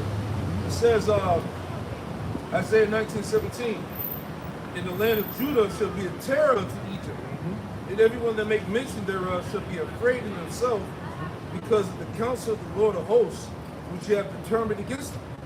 See that? Yeah, and that spiritual end is going to get physical. Because the starting of the teaching started through Abba Bibbins, which was Elijah the prophet, rising up the waters and tents out of Judah. But also it's going to get physical because the Lord's going to put the spirit on Judah to rise up and start goddamn taking this devil down, And man. breaking down of these prophecies is terrorizing these Edomites, man. They losing sleep, man. They can't sleep at They night. can't sleep at night, man. They're mad. They're upset. Like, man, they're watching videos. Yeah. They're in that office like, shit. What do you got the email? They Hebrew Israelite. That's why they be so hyped up when they walk by. They be looking because you know they be like they be watching videos. You'll look at them. They be looking at you like they don't want to look, but they know they be watching the videos. They're terrified, bro. They're terrified. That's why I was saying, Wisdom of Solomon, the second chapter, how the sight of us is grievous unto them. Grievous. Yep. You see what I'm saying? It's a grievous sight to see us out here prophesying the end of their kingdom like this, man. Yeah, because they had never thought that we'll wake up. Never. They always thought we'd be in this dumbed down state. We'll never acknowledge the how about Shah. We'll never acknowledge our power, man. But hey, but this is all the will of the Lord, man. This had to be fulfilled, man. That's what they said this is the day we have looked for we have seen it. Yep. They thought they had us. Yep. You know? Yep. We look at it, man. That phenomenon that was going to happen, man. Yep. The Israelites are going to forget to remember themselves. There was going to be a rap after that, man. Yep. Right. You can't beat us so long without us waking up. Every generation, that's when, what was it saying? Like every other generation, Jacob started waking up or something like that. Get Isaiah 59, that's on point. Right on time. Isaiah 59, 20, verse 20, 21. All right, because like you said before, Esau couldn't stop the Great Awakening even if he wanted to. Because eventually by him taking away our heritage and nationality, that was him fighting against prophecy. You know? But eventually we will come back to the remembrance of who we truly are. God. This is the book of Isaiah chapter 59, verse 19. So shall they fear the name of the Lord from the west, and his glory from the rising of the sun. Yep. When the enemy shall come in like a flood. I said 59 and 20? Oh, I started at 19. Yeah, okay, go, you good. God. And it says, and the enemy shall, it says, when the enemy shall come in like a flood, the Spirit of the Lord shall lift up a standard against him. Yeah, and you can tie that standard into Jake getting raised up as well too. Right? Go ahead. Now which one is it?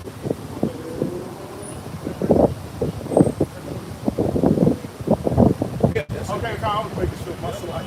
And it says, Isaiah 59 and 20. And the Redeemer shall come into Zion until them that turn from transgression in Jacob, said the Lord. Them that turn from transgression.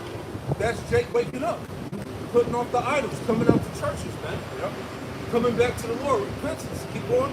God. And it says, As for me, this is my covenant with them, said the Lord. Yup. My spirit that is upon thee, and my words which I have put in thy mouth. Yup. Which not, it says, shall not depart out of thy mouth, or out of thy mouth of thy seed, Yup. or out of the mouth of thy seed, Nor out of thy mouth of thy seed. We that generation coming back. That's right. Go ahead. Said the Lord from henceforth and forever. Right, so there was nothing he can do to stop the awakening. Give me one more, Micah 7 and 18. Yeah. Make somebody go ahead, Isaiah 10. And this is Micah chapter 7, verse 18. Who is a power like unto thee, Right, that pardoneth iniquity, that's right. and passeth by the transgression of the remnant of his inheritance? Yeah, that pass by the transgression of the remnant of his inheritance. See, the remnant will come back. The Lord always left a remnant in every captivity, man. Go ahead. It says, he retaineth not his anger forever, because he delighteth in mercy. There you go, man. So that's part of the mercy. Us being able to come back to him, to call upon his name again, to understand who we are. Because remember, prophecy had it where our enemies took that away from us. That's right. See? So it was nothing you could do to stop this thing, man. That's right. Let me keep going. Yep. Verse 19. He will turn again. He will have compassion upon us. He will subdue our iniquities, and thou wilt cast all thy sins into the depths of the sea. Yeah. And that's what the Lord's doing, man. That's why we out here making our body a living sacrifice, man. Praying that the Lord pardons our iniquities and our sins. That's why we're doing what we're doing now, man. Two-thirds, the rest of Israel not doing what we're doing, man. Because they in the mindset of an Edomite, man. They think this shit is going to continue forever when it's not, man. This place is done, man. You got that Isaiah 10 and 20? No, that back on that point. Because it's like, think about that in that sense of Lord. The Lord is literally pardoning the sins of Jacob. And that's why Esau has created this system to intentionally be designed for Jacob's in perpetual sin. Right. They don't do the things that they do for no reason, where they promote adultery, they promote sodomy, they promote all of these various different things that the children of Israel aren't to do. They do that by design so that they can fortify their hegemony. Because so long as Jacob is severed from their power, that allows for them to have the ability to have a one upon Israel. But see, that's the problem with that, is that they didn't account for the belief in Yahweh Shai. Because with them doing that, they try to make it so where we can never come back to the Lord through the first covenant. So by us having that grace and mercy through Yahweh Shai, that has been their Achilles heel. Jake coming back and believing, they can't stop them. That's the mediator. They can't come against Yahweh Shai. The scriptures say that. There's none that fuck out of Japan. You got that real quick, Marcus? This is the book of Isaiah, chapter 10 and verse 20. And it shall come to pass in that day that the remnant of Israel and such as are escaped of the house of Jacob shall no more again stay upon him that smote. And that's a prophecy that's taking place now, man. We're not putting our trust in this system, man. We don't put our trust in Esau either, man. We put our trust in the Lord, man. That's why we understand that all he does is smote us as a people, man. Right. Lies, slander, rape, rob, and murder. That's all he has done to us, man. And us acknowledging that and returning back to our power and seeing why these things happen, because while we was doing what? We was committing transgression. We was sinning. We was going off. Following one of the gods. Yeah. You know, following after the ways of the heathen. Yeah. You know. But the thing is, what we do, we acknowledge our offense. Yeah. Keep going. But shall stay upon the Lord Yahweh, the Holy One of Israel in truth. The Holy One of Israel in truth. This is the Most High.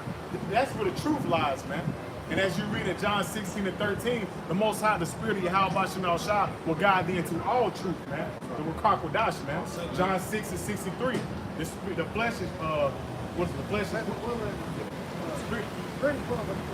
Exactly, man. It quickened. No, it quickened. Man. Makes you alive, man.